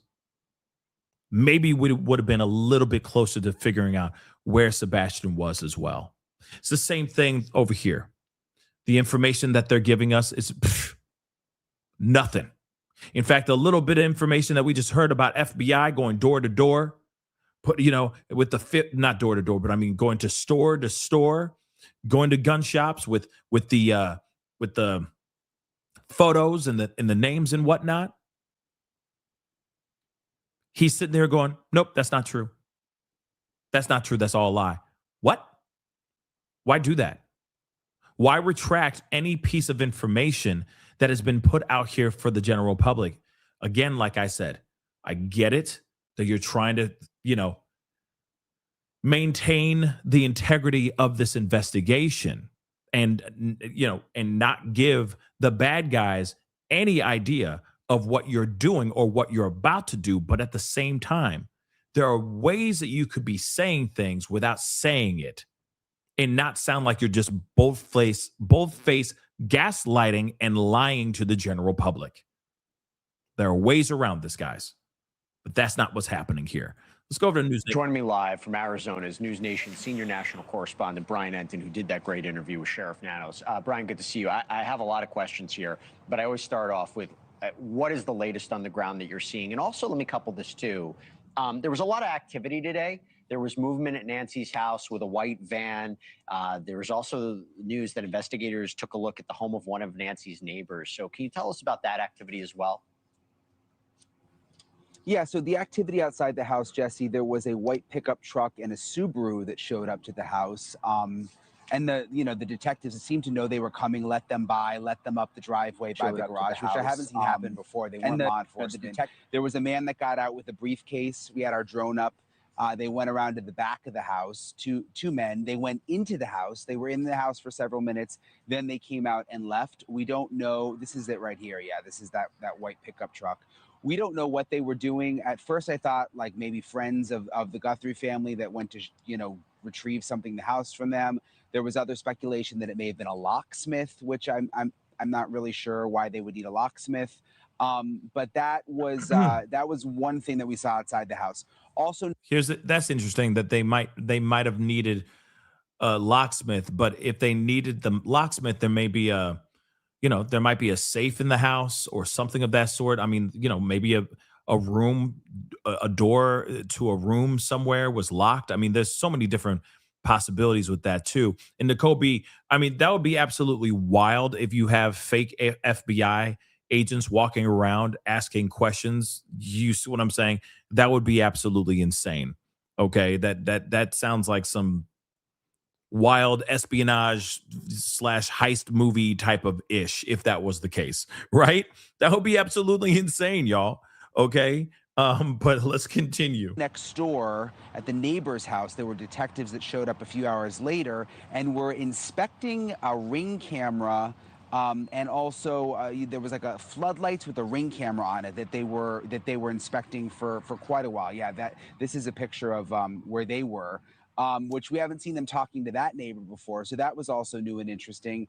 And in terms of what else was happening on the ground, the main thing today was the DNA, confirming that they put the DNA from the glove into CODIS and did not get a match, which was obviously not the news that everybody was hoping for, Jesse. No, especially when it's a database of 19 million offenders and over 1 million forensic profiles.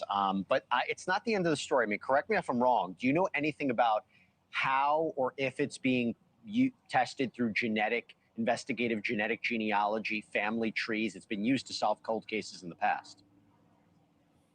Yeah, we confirmed that it is. We had suspected the last couple of days that they would go down that route, but we've now confirmed they're going to do IGG, which is investigative genetic genealogy. You mentioned it, just what they did with Kohberger. It's one of the ways that they found Brian Kohberger. It takes longer, though. It usually takes longer. It could take weeks. It could even take months. There's so many factors here. I was talking to one of the investigators, even depending on the suspect's origins, it's more difficult with people who have Hispanic origins. There's not as many in the database. So it could be a long process, Jesse, but it's good news that they're doing it because it's been successful in the past. And look, I don't even know if that glove that was found 2 miles away is even related to this case one way or another. It's just another consideration. I do want to ask you something. I thought this was a key moment in your interview with Sheriff Nanos. There's been a lot of back and forth. Why did you send this DNA analysis to a private lab, not Quantico? I want to play this real quick, get your perspective on the other side. If I use, for example, a state lab, DPS, or the federal lab, Quantico, you have to understand they have others using those labs too. And so it really puts a lot of strain on them to prioritize those cases and do what they can with them, where if I have my own lab or a contract lab, it allows me easier access to those cases that I think are important to us. What did you make of that, Brian? Well, look, it's a different story than what we're hearing from FBI sources. I mean, they have said that they wanted it to go to Quantico specifically because they thought it would be faster, especially with the glove, because what we were told last night by FBI sources is that the DNA had to come back to Arizona before it could be put into CODIS, whereas if it had just gone to Quantico, they would have saved time and been able to put it directly into CODIS. So, look, I mean, the sheriff says that this is a lab that they've always used. That's what he told me today. He believes that it was easier to just send everything there. And he says that he talked to the FBI about this and that it was a short conversation and that they didn't have an issue. So, you know, it's hard to say who's right here. Right. I think the sheriff does have good intentions. I really do. Yeah. But I think the FBI has been a little, you know, upset with some of the decisions made. Thank you for watching. You heard that little click? I'm telling you right now, just so you all know, if you're trying to avoid that that Cuomo jump scare, there's a little click that happens like just 2 or 3 seconds before, you know what I mean? Before the Cuomo jump, the Cuomo jump scare. Okay. And no disrespect to Cuomo. Okay. I'm just saying it's the Cuomo jump scare. It just comes out of nowhere. Sometimes you're like, you know, whoo, okay, you got me there, man. You got me there, man. Okay, so very interesting information, right? Now, I want you to hear this because somebody just sent this to me and I appreciate it. And I got everybody's emails. You know, I'm looking at them all while we're going live. So everybody, just everyone calm down. Okay, I'm going to try to get to all of them as many as I can, as quickly or as soon as I can, okay? But one thing is for sure. This is very, very interesting and not the greatest information to hear from Google. Google has come out and said this, makes a crushing admission about desperate search for Nancy Guthrie. Let's hear what they got to say right now. Google is working tirelessly to retrieve footage from various security cameras at Nancy Guthrie's home. But the chances of recovering more critical video are slim. Now, we already heard him say that in that interview with Brian Enton, right? He said it's like trying to peel back layers, very delicate layers. And if you destroy that layer, it could destroy other layers underneath it, blah, blah, blah, right? And I get it, all right? We already know that she's missing, we already know that they were only able to, authorities have only been able to obtain Google Nest video from the front of the house, which is, of course, the only footage of the masked individual. But that's the thing. I want to see if she was carried out. You see what I'm saying? Now, not because I'm morbid or anything. It's just that if we were able to see two men, let's just say, or two individuals carrying her out on that Ring camera footage, then we get an idea of that we're looking for two people, right? I feel like that information is very important. Let's not forget. Also, we could see how her health is at that time. Was she hurt? You know, we know that she was bleeding, but how badly hurt was she? So on and so forth, right? Was she passed out when they dragged her out? Was she alive and kicking and fighting when she was dragged out? What happened? Did she walk out willingly as he just put out his gun, right? And said, get in the car, see? You never know. You never know. But that's one thing that doesn't make any sense. All right. Pima County Sheriff's Nanos, which we already know, Thanos Nanos, said investigators have pressed the tech giant on whether additional video can be recovered. But the company admitted, we don't think we can get anything. This is what the sheriff said to News Nation, which we already saw. Nancy didn't have an active subscription, okay, for these security cam videos or for security cameras, making the process of retrieving the video especially delicate. Like he'd said, it's like peeling paint. If you have images over images over images, you have to peel back very easy because it might destroy the layer that you actually want. So again, even Google sitting here going, don't know if we're able to actually get what you want, what you're trying to get from the footage, because she didn't pay a subscription for that stuff, right? Not great. Not the greatest thing that we want to hear. We all want to hear like, oh yeah, there's definitely a way We're going to do this, this, and that, right? But we're not hearing any of that, right? We're not hearing any of that. Let's see. Let's see. Really? Okay, Messi, you just said something. This is very interesting. Let's take a look at this. Some interesting news here. Don't worry, I'm going to get to as many of the things that you guys are sending me as quickly and as best and efficiently as I possibly can. But Messi just put this. A neighbor allegedly says they saw someone in a white truck with black gloves. I don't know the source. Someone down below said it's a YouTuber. What YouTuber? This is interesting. Concerned citizen, American True Crime just put this up on their Twitter. Concerned citizen is informing the sheriff deputy that she saw a white truck parked along Nancy Guthrie Street at 3 a.m. with a guy inside wearing black gloves. Why are we suddenly hearing this information now? Day 18, and she's saying it now. Wait, when was this put up? Today. Day 18, and we're just finding this out now?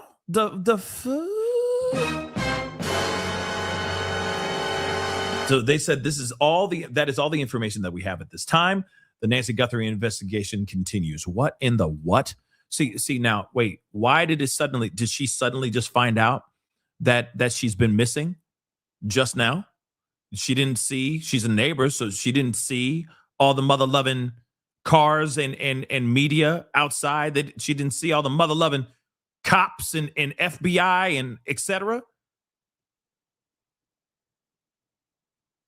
Huh? If that's remotely true, that's insane. If that's remotely true, that is insane.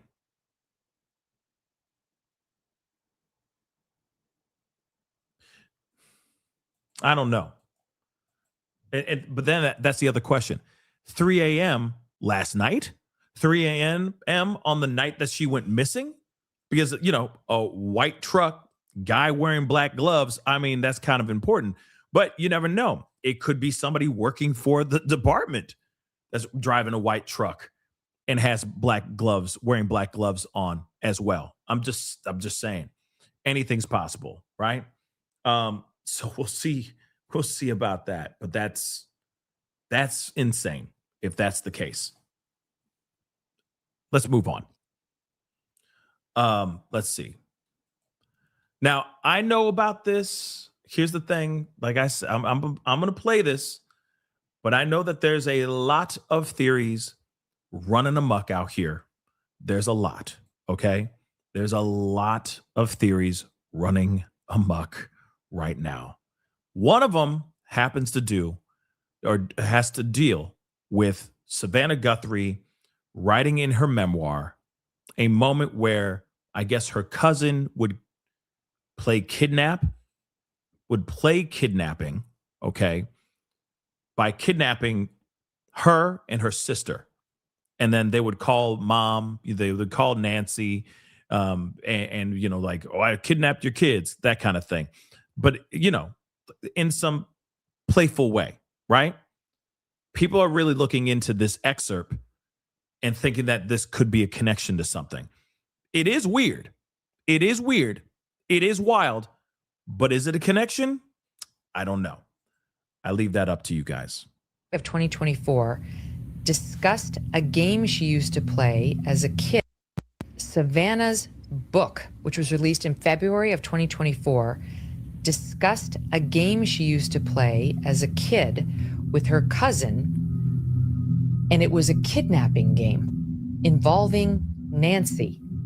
So we pulled the audio that Savannah did of her book. In it, you're going to hear her talk about her cousin Terry, who was, she said, like an aunt to her growing up. Terry's 20 years older than Savannah, so Terry would be 74 right now. But listen to this. About once a year in the summertime, Cousin Terry orchestrated a kidnapping of my sister and me. It went down like this. The cousins would visit for a few days at our house in Tucson, and then, on the morning they were to leave, Terry would wake us up early, shushing us in the pre-dawn darkness as we made our escape. We would all pile into her rickety station wagon and head north, the sky streaking with bright oranges and pinks as the sun rose over the colorless desert landscape. Somewhere between Phoenix and Tucson, Terry would make a pit stop and let Annie and me call home at a payphone. Mom, Cousin Terry kidnapped us to take us to her house. My mother would feign shock, protest how terribly she would miss us, then assure us she'd drive up to retrieve us in a few days. Jonathan. Okay. So here it is. Wild. Is there a connection here? I don't know. Okay. But what I do know is that there are theories running amok. Theories are running amok. Everything from there being a connection to that memoir, to her name being in the Epstein files, to Savannah Guthrie's name being in the Epstein files, to her husband working for the Clintons during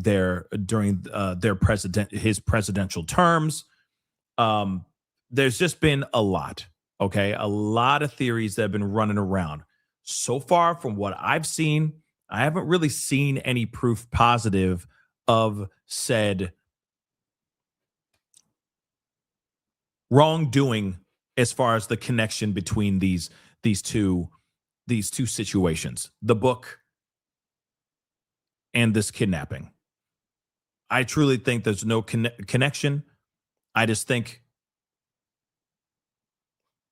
that I think she was kidnapped. Okay. Now I know not everybody's a fan of Megyn Kelly. This was sent to me. I wanted to play it because I know that this is a theory that a lot of people have been talking about as of late. Okay. A lot. And Megyn Kelly's the only one from what I've seen that's the one that has actually talked about that. Okay. So I'm just playing it for you guys. It's all good. I just don't believe the hype. I don't see the connection. Yes, it is bizarre. It is bizarre. But is it smoking gun? No, I don't see it like that. But maybe somebody else out there sees it. You know? I just don't see it. You know? But like I said, a lot of people are talking about it. A lot of people, social media has been posting about that like crazy. And I've received that, not that excerpt, but the actual, not the Megyn Kelly excerpt, but the actual excerpt from the book. I've been sent that a million times. Okay. So definitely had to talk about it and bring it up. Do I think there's a connection? Again, no, I don't. I really don't. But this is why I say, this is why I don't like where the law enforcement hasn't given a lot of information to the public. So people just come up with their theories. You see what I'm saying? There's not enough clues. Everything's pretty much at a standstill. And all the information that they actually do have, which I think they do have a lot more than what they've let off, they're just keeping it really, really close to the vest and refusing to give people any information. And whenever we get one little inkling of any type of information, what happens? What happens? They instantly take it down. They instantly say, nope, that's not true. And it's like, well, then what is true? Can you give us at least something so that we can breathe, so we know what the hell's going on here? Because we all give a damn. We all care, right? But again, thank you so much for sending it to me, that clip. Because I know that is something, like I said, everybody has been talking about, or a lot of people have. Like I said, I'm still trying to figure out if there's a real connection to that or not. What are the chances of this person reading her book and then coming up with this idea of kidnapping the mom? And I don't know. Is there something deeper going on there? I don't think so, but we'll see what happens. But moving on, apparently somebody else is adding $100,000 for anyone who knows anything about this whole kidnapping case as well. So if you have someone else is putting up $100,000 and the FBI is putting up $100,000, you got $200,000. Okay, that's simple math, right? Pretty crazy stuff. Take a listen. To an arrest and conviction in this case has now doubled. A donor from the Midwest offering his own money, a big chunk of it, to help solve this case that has gripped the nation. Yeah, that's right. 12 News journalist Sean Rice spoke to him today. And Sean, this is a hefty check that is written to solve this case. Yeah, absolutely. Milwaukee-based civil attorney Michael Hoopie tells me he's seen time and time again in his own community, Milwaukee, Wisconsin, how offering a substantial cash reward has helped solve some of the hardest to crack criminal cases. And now he's putting his own money, 100 grand of it, up in hopes it incentivizes someone who has key information to come forward and bring Nancy Guthrie home. I've sent them a check today. Oh, wow. So you fronted the money. That's crazy. Oh, yeah. That's the only way we do it. A check from Milwaukee, Wisconsin is en route to Tucson, Arizona. Attorney Michael Hoopie is the president of Crime Stoppers in his own community, a vital resource allowing people to remain anonymous, report what they know, and solve crimes. I paid $75,000 in rewards to people who solved the murder of 2 young girls. And I was just kind of unnerved by how the situation is being handled in Tucson. With over 15,000 tips reported to the FBI and the Pima County Sheriff's Department, it's kept both agencies busy, executing multiple federal search warrants, interviewing several people, but releasing them all. 17 days in, no named suspects or persons of interest. This way, there is no giving a Bitcoin in advance and having someone cheat you out of money. It's paid for results. And that's what we can do. So I said, I'm going to step in. It's been too long. Hoopie has sent his 6-figure check to Tucson Crime Stoppers, also known as 88 Crime in southern Arizona. He explained how reporting information and potentially collecting his reward would work. People call in with tips. They either call in or go to the P3 tip line, anonymously leave a tip. They're given a code number. If their tip pans out, they get to meet someone at an undisclosed location and receive a reward anonymously. And it gets people who don't want to be known to come forward. But why off? Interesting. So you got a gentleman out there in the Midwest literally going, hey, I just wrote a check for $100,000. Send it to the FBI. Use it so we can get more information about where Nancy Guthrie is. That is insane. That is insane. Wild. And amazing all at the same time. But whoa. Yeah, just like that. Shalene. Just like that. Just like that. Boom. Done. Wouldn't that be nice? You could just write a check for $100,000 without even not even just feeling like you're going to vomit. You know what I mean? Like you feel like you're going to puke a little bit. $100,000 is no big deal. Wouldn't that be nice? Not break a sweat. Or your hand refuses to finish signing the check. You know what I'm saying?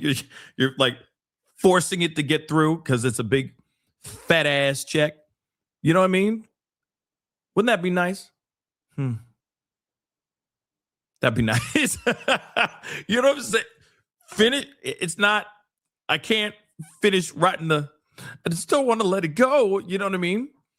Crazy. Now, here's something that's very interesting. Remember Carlos? Remember Carlos?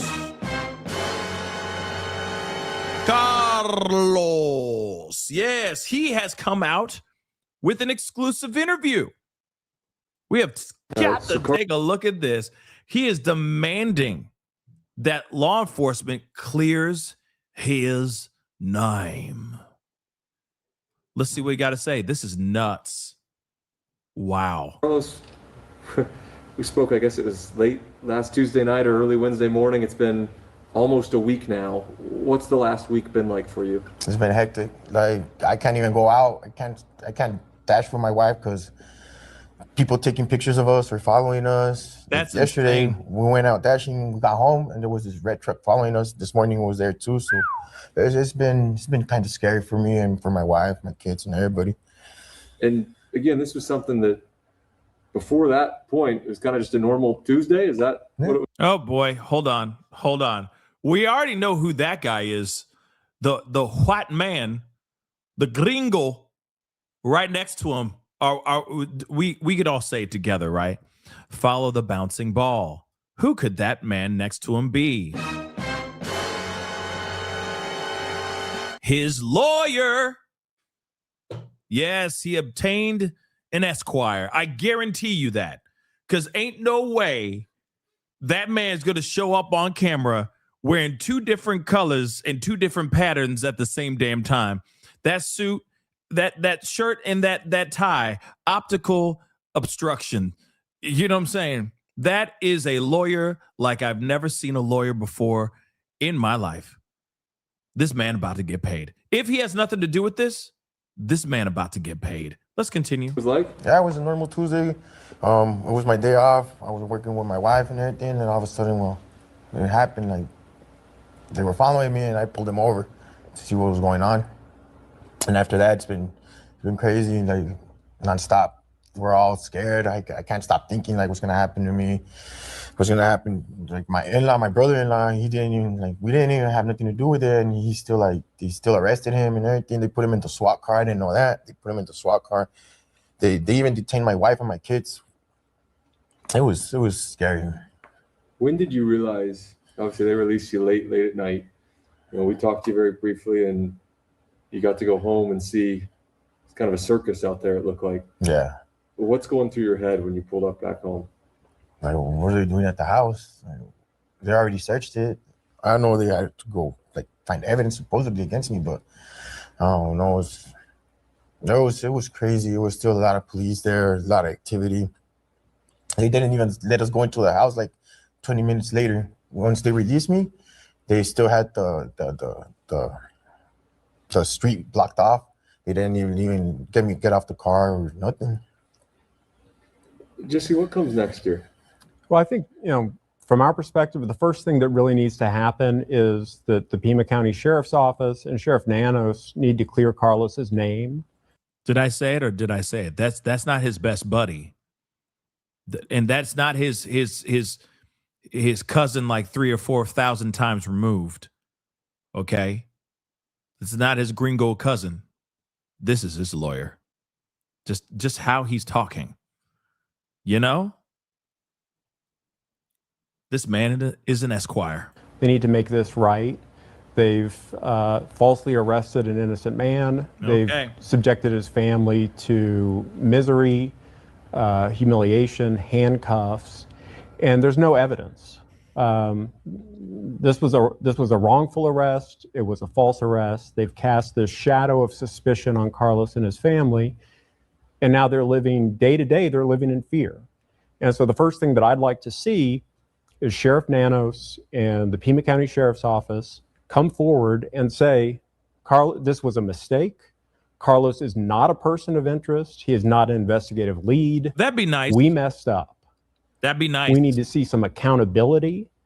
Obviously, my hope is they're doing the best they can with their investigation. Mm-hmm. I don't know what the details of what they're doing are in that respect. That's not my department, but they need to clear Carlos, because right now he and his family are going through a nightmare where they look out the window and there are suspicious cars driving past their home. They don't know what's next. And so, it's just clear that whatever mistakes were made, Sheriff Nanos and Pima County need to fess up, and they need to clear Carlos so that his family can begin rebuilding and moving on. Now, here's the thing. He's saying, I agree 110%. They done mucked up so bad, right? If he really isn't connected to this whole thing. But the fact that he's gone out of his way to get on camera and basically say, hey, I'm not the bad guy here. They messed up and they try to throw me under the damn bus, right? Now, here's the thing.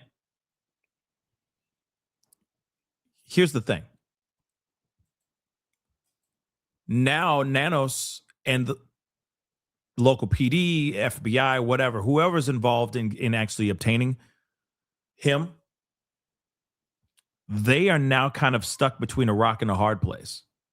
Because if they were to fess up and say, oh, our bad, lo siento, Carlos, they could use that in court. They admitted to their wrongdoing, so give us money. The right thing to do is to fess up and go, we had the wrong guy, our bad, we made a mistake. But at the same time, I could see them going, but what if I say that? They could use that against me in court. I think no matter what, a lawsuit's coming. It doesn't matter if they go up and they say, lo siento, here's a new door for your house that we kicked in. Remember that time? That was a wild time when we kicked in your door, scared the hell out of your family. Wow, that was crazy. But here's a door. Brand new door. We'll install it for you too, by the way. No problem. We'll install it. Wild times. Wild times. That's not going to happen. That's not going to happen either. So I could see them apologizing, but he's still going to go forward. He has his lawyer right there. He got his bulldog with him. You know what I mean? This bulldog wants to get fed. So yeah. No matter what, they're damned if they do, damned if they don't. The right thing to do is to admit wrongdoing, fess up, and say we're sorry. Maybe throw in a new door. Okay, and a new garage door, because those garage doors aren't cheap either. And then, get ready for your lawsuit, because it's coming. And we asked the sheriff that even just this morning, and he said everyone they detained, because there was another person detained last Friday, right? And they said they were cleared to a point, was his wording. Has there been any evidence presented here? I know they mentioned their search warrants, right? And it's not just them searching willy-nilly, but from what you've seen and what you've heard, is there evidence here that makes this? No, there's no evidence whatsoever. Our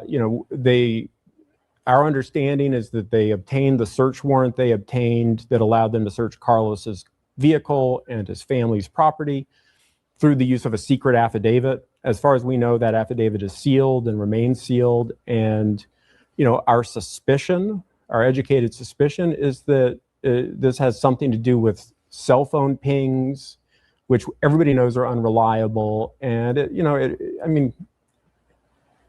it's their job to come forward and say what evidence they have is. The fact that they went after Carlos so hard and then let him go, and they did go after him hard. That they had the wrong guy. It's obvious that they messed up, and they need to actually say the obvious, though. They need to repair the damage they've caused.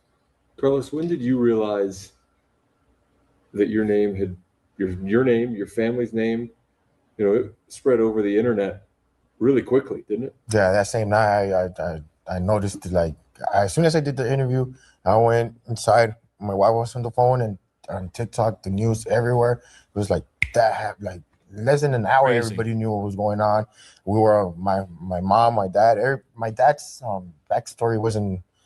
They were trying to, how do you say that was my dad that did it when it was I was detained, and they brought his past life back, and it's I don't know. And it's not just it's bad enough if you're accused of something you didn't do and it's a minor crime, a burglary or something like that. It pretty much accused you kidnapping of at that point, and still probably maybe the most famous crime going on the planet right now. Yeah. No, I want to know why. When you mentioned that night that you weren't necessarily mad at the deputies, that they're doing their job. They were, you want them to find whoever did this, but obviously they had the wrong guy here, right? Does that still how you feel? Yeah, I'm frustrated that they didn't do a good job at it. They just went with supposedly a tip they had, but they could have done things differently. They could have walked to me and asked, hey, where were you there? Where were you? But they didn't. They did force. They used force, and I felt like I was being kidnapped. And again, we talked about it that night, but this case has gotten a lot of attention, and that's why it went so kind of famous on the internet. But up to that point, you hadn't heard anything about this case? Nah. Didn't know who Nancy Guthrie was? Nah, all I do is work and be with my kids and my wife. I don't follow the news. It's something for me that I don't like. Never something you wanted to be thrown in the middle of here. No, and I'm here. What's it been like? I mean, he here, but he about to get that money, dog. He about to get paid. If he really didn't do anything, if he really didn't have anything to do with this, and I truly think he has nothing to do with this, I feel bad for this guy. But if he has nothing to do with this, yeah, he about to get paid. He about to get that dinero, okay? Straight up.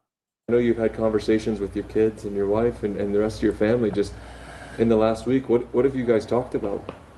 Well, they're mostly worried about me, like what's gonna happen to me, because like my lawyer said, they haven't apologized publicly, or they haven't said I'm not a person of interest or anything. They just left it like that. So we're still worried. My in-laws are still worried too, like what's gonna happen. And my brother-in-law too said my oldest son doesn't even want to go to school.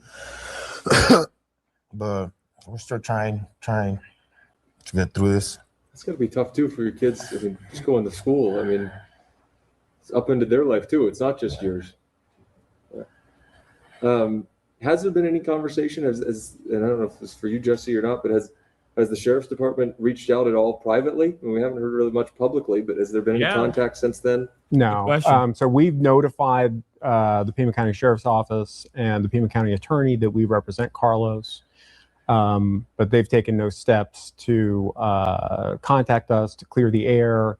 We requested the return of his property. The only thing that was seized during the search was Carlos's phone, which has his driver's license as part of the case, and they still haven't returned that, or as part of the phone case. Wow. They still haven't returned that. We think we're in the process of making arrangements to have that returned as of Friday, but it's very hard. You know, when we've reached out to them, it seems like it's very disorganized. It's very hard to figure out who's in charge over there. And, you know, my number one concern right now is that in all of this rush to judgment that's happened, that they just don't want to take accountability and admit that they did wrong. Y'all, I'm just saying, this is embarrassing for law enforcement. Okay, like what a mess we've seen. Right? It has been a constant mess since like day 3 or 4. It's just been a mess.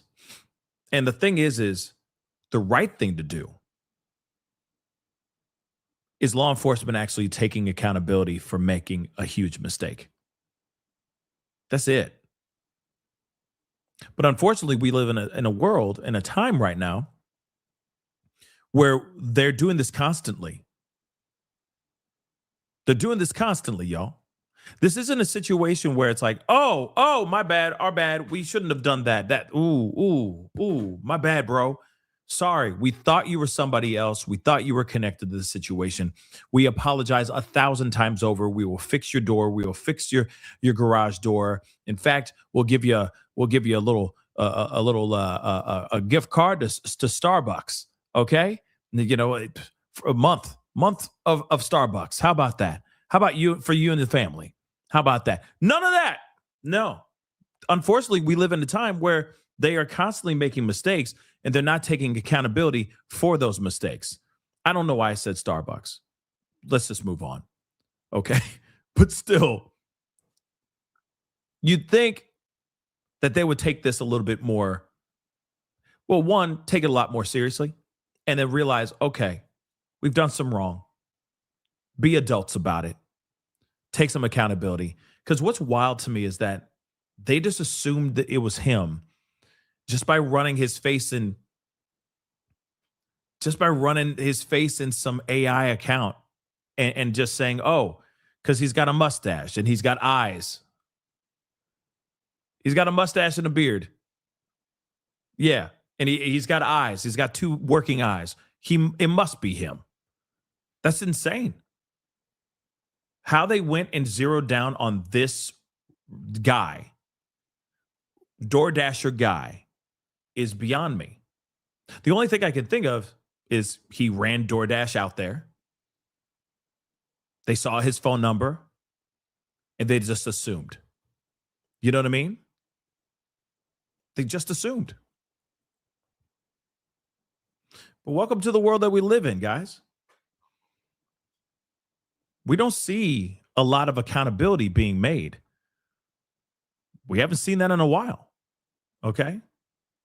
And now, what do you think is going to happen? He's going to sue.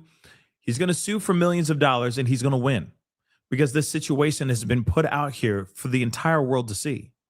And instead of them actually doing their due diligence, thorough due diligence, they just went ham on this guy and made him become a pariah for 5 seconds to a case that he has never had anything to do with. And they still have some of his belongings, which is also wild to me. But he is asking, again, for them to clear his name. And I don't blame him for demanding his name to be cleared. Because again, that is scary.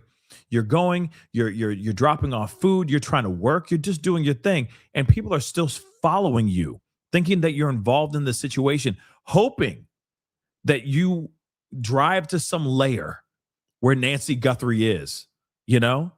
You just lead them to Nancy Guthrie. That's some scary stuff. Being gawked at and stalked like that, that's scary, y'all. That is scary. Let me grab some of these super chats here really quick. Sherry, thank you so much for the love and thank you so much for becoming a member. Welcome to the family. Thank you so very much. Miss S, I'll say that. Miss S, thank you so much. Thanks for the realness. Of course, that's what I'm here for. Nurse for God, thank you so much for the love. Didn't Harvey say last night that he wasn't going to say anything further about the ransom notes? Yeah, he did. He most definitely did. But this is a new one. This is a brand new ransom note that he just showed to the whole world. And this one seemed, well, this one's pretty intense. Is it real? I don't think so. But it's pretty intense from what he was saying. Mimi, thank you so much. Ree, thank you. Was on phone with FBI yesterday morning for a half hour. Someone was threatening Savannah's next, shaking my damn head. Got their info and phoned in. That's what's up. That's what's up. And thank you for doing your due diligence. Again, there's plenty of people that will be that I've seen that in chats as well, where people are going to say crazy, wild stuff in these chats for ish and giggles. Y'all got to be careful about what you're saying in these chats. Okay. Because if you're just doing that just to be a troll, man, that might catch the eye of the right person, actually. And they might be knocking down your door. You don't want that. You don't want that. Okay. JV, thank you so much. God bless Pascal, chat, Nanos, Guthrie's. Yes. Shout out to my wonderful mods. Okay. And to the chat. Shout out to all you guys. Thank you guys always for holding it down and being incredible. And yes, I have to say this. Mad love to my mods. Mad love to my mods. All of them. Appreciate you guys always holding it down because it can get really crazy and messy out here. Jay, thank you so much for the love. It's most likely Monero. Private decentralized cryptocurrency. Oh, okay. That keeps your finances confidential and secure. Maybe it is. Maybe it is. I've never heard. I mean, I've heard the name, but I've never really looked into it. But that's interesting. Monero. Okay. Messi, thank you so much. Savannah works for NBC. Why haven't we heard of any contact with them if the media is such a conduit? You know, that's interesting, right? You'd think that of all places, NBC would be the place to do it. Right? But let's talk about that. It's a good question, Messi. Let's talk about that for a second. Here are the other reasons why. Here's the other reasons why. I already have many others, but here's one of the main reasons why I think that it's fake. It's because it's being sent to TMZ. Hear me out.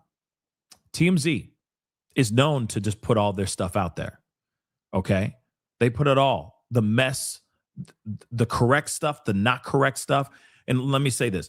I'm not knocking TMZ, okay? I think they do I think they do great stuff.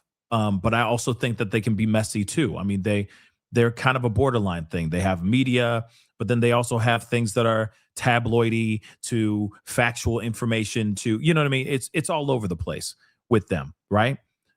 But the fact that instead of them going to FBI or law enforcement before going to the media or before going and posting it online or making videos about it or whatnot, tells you a little bit of what kind of media company we're dealing with.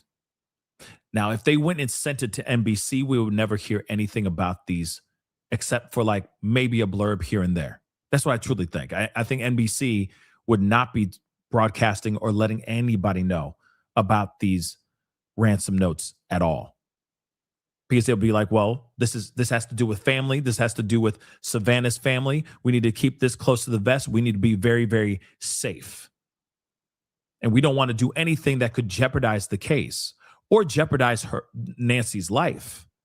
So let's just send it to FBI and law enforcement and go from there. You see what I'm saying?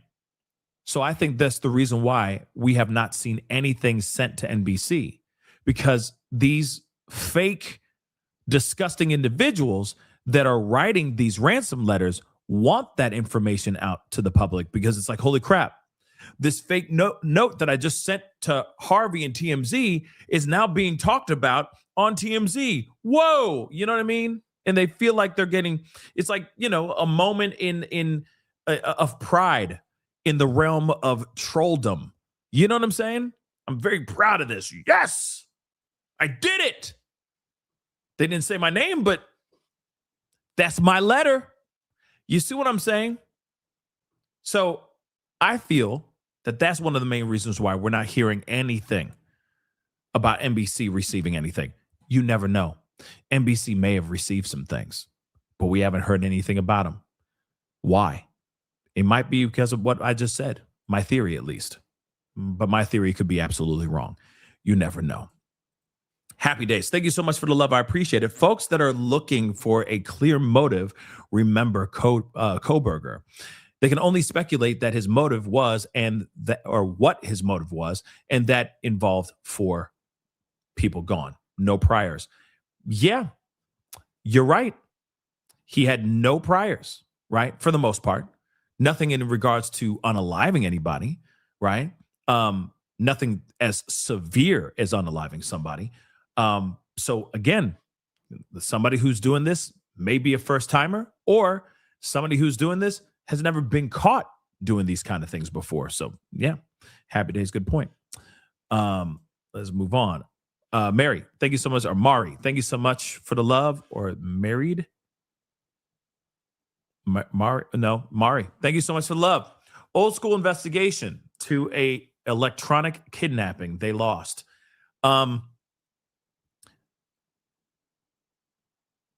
Yeah, I think if I'm understanding what you're saying here, we're relying way too well. We need to rely on the technology because that's the only thing that we got. I think I will say this. All is not lost. Okay. I think when it comes to this, like,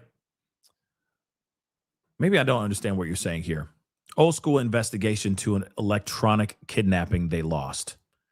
I feel like there's a lot of, they're relying on some electronic stuff, right? But they haven't gotten that stuff. Okay.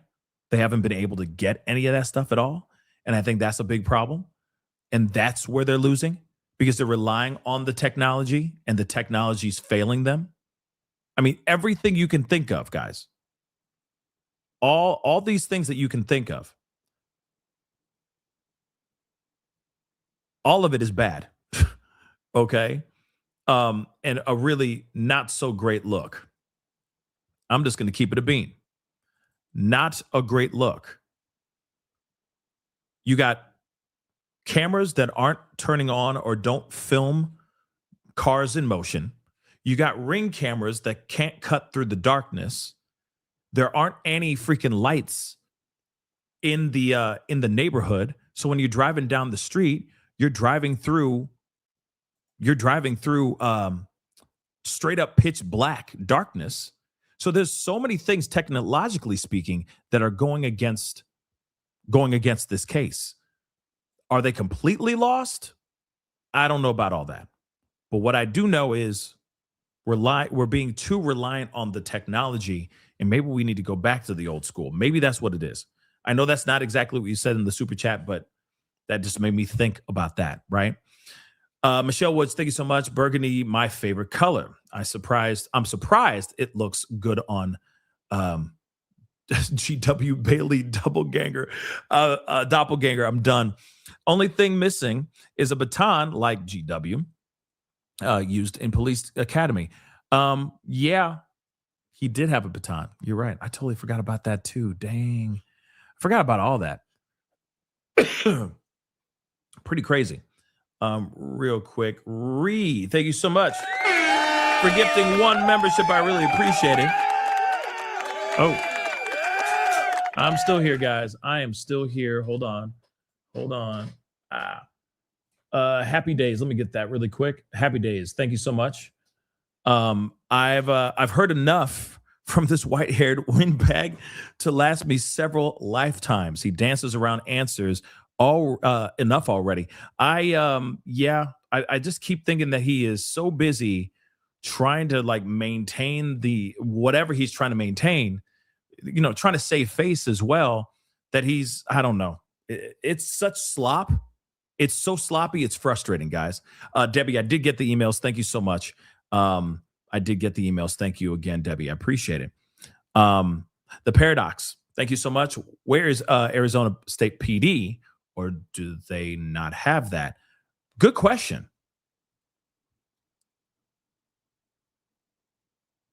That's a very good question.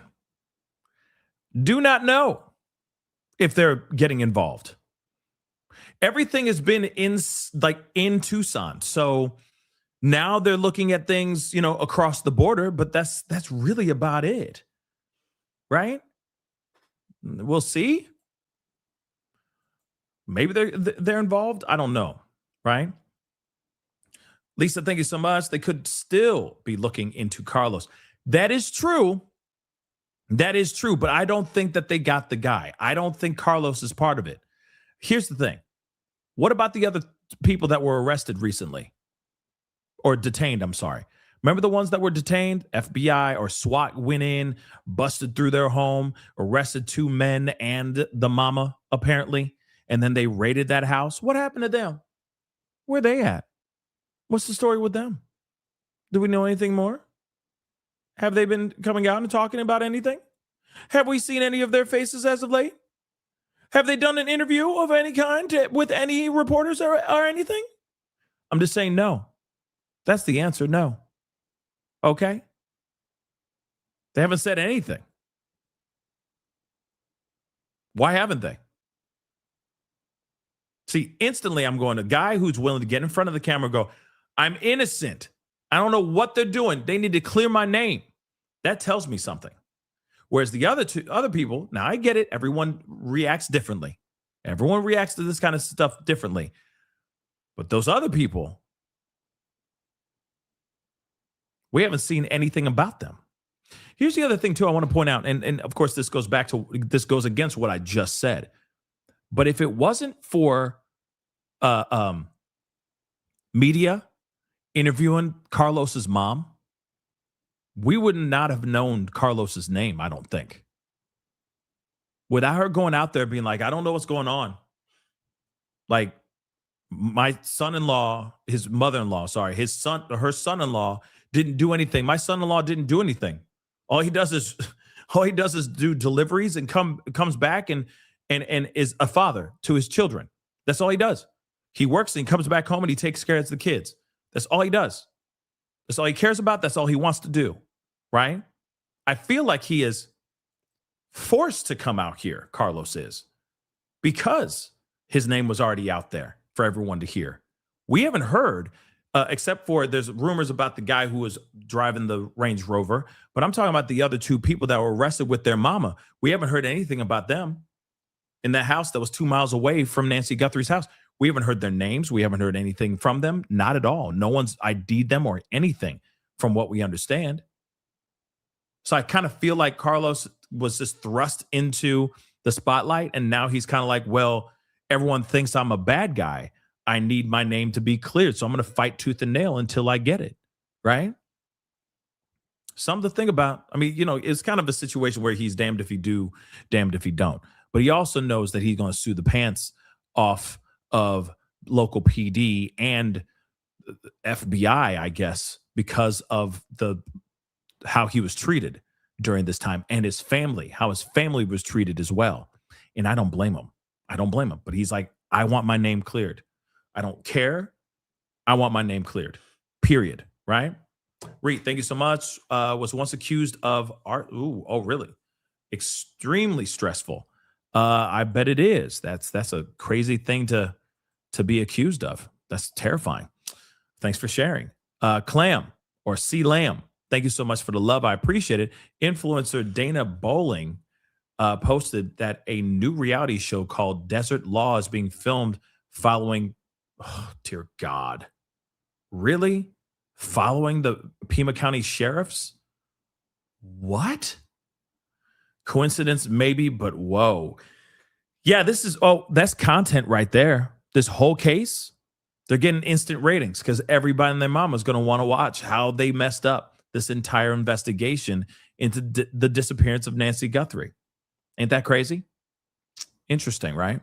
Very interesting. Michelle Woods, thank you so much for the love. I hate to say it, but I think the reason his property hasn't been returned yet is because it's already given to ICE. Ooh. It's a safe bet these days. Well, it doesn't sound like he's sound like he's illegally in America. Because I think if he was here illegally, Carlos would have already been put in a detention facility by now. He would already been processed. So I don't think that's the case. You really think that they're not going to use that opportunity while they got the dude in their possession while he's detained? You really think they're just going to be like, okay, go ahead, go home so that we can go and catch you again later? No. They'll be like, whoa, this is interesting. You're an illegal too. Ha! Well, you're coming with us, guy. Sorry, Carlos, is it again? Mm-hmm. Yeah, you're coming with us. Yeah, we're going over to the facility over here. All right. Yeah. No, you can't say bye to your kids. No, you can't say bye to your wife. Mm-mm. Where do they live?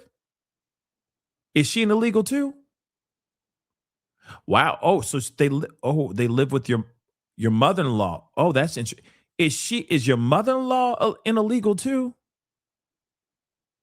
Really? You see what I'm saying? I'm just saying. That's still a possibility. Sure, it's not necessarily true, but there's still a possibility. All I know is that if he's not legal, right? If he's not an American citizen, they would have already locked him up for that, for sure, without question. Okay.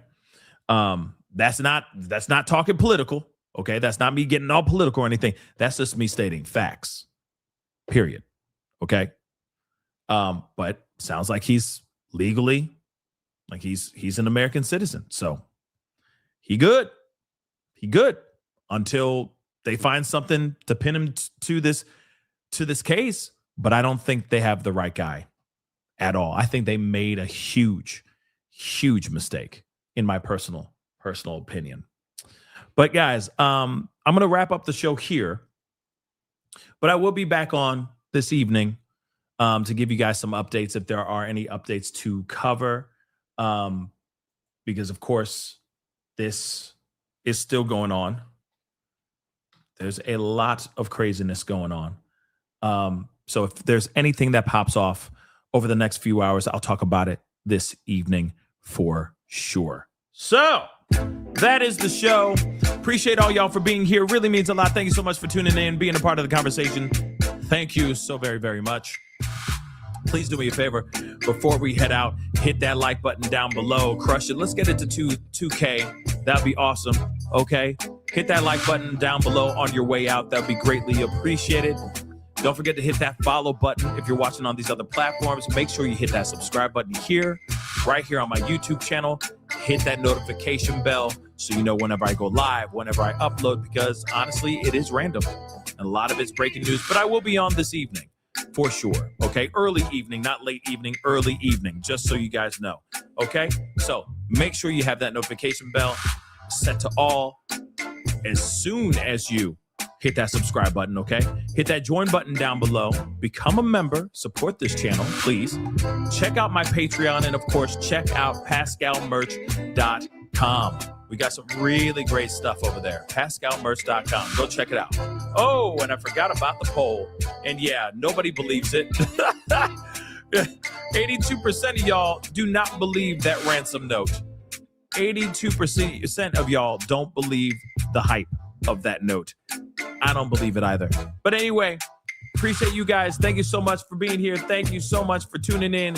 And I'll be talking to you guys soon. Be good to yourselves. Be good to one another. This is The Pascal Show. Bye.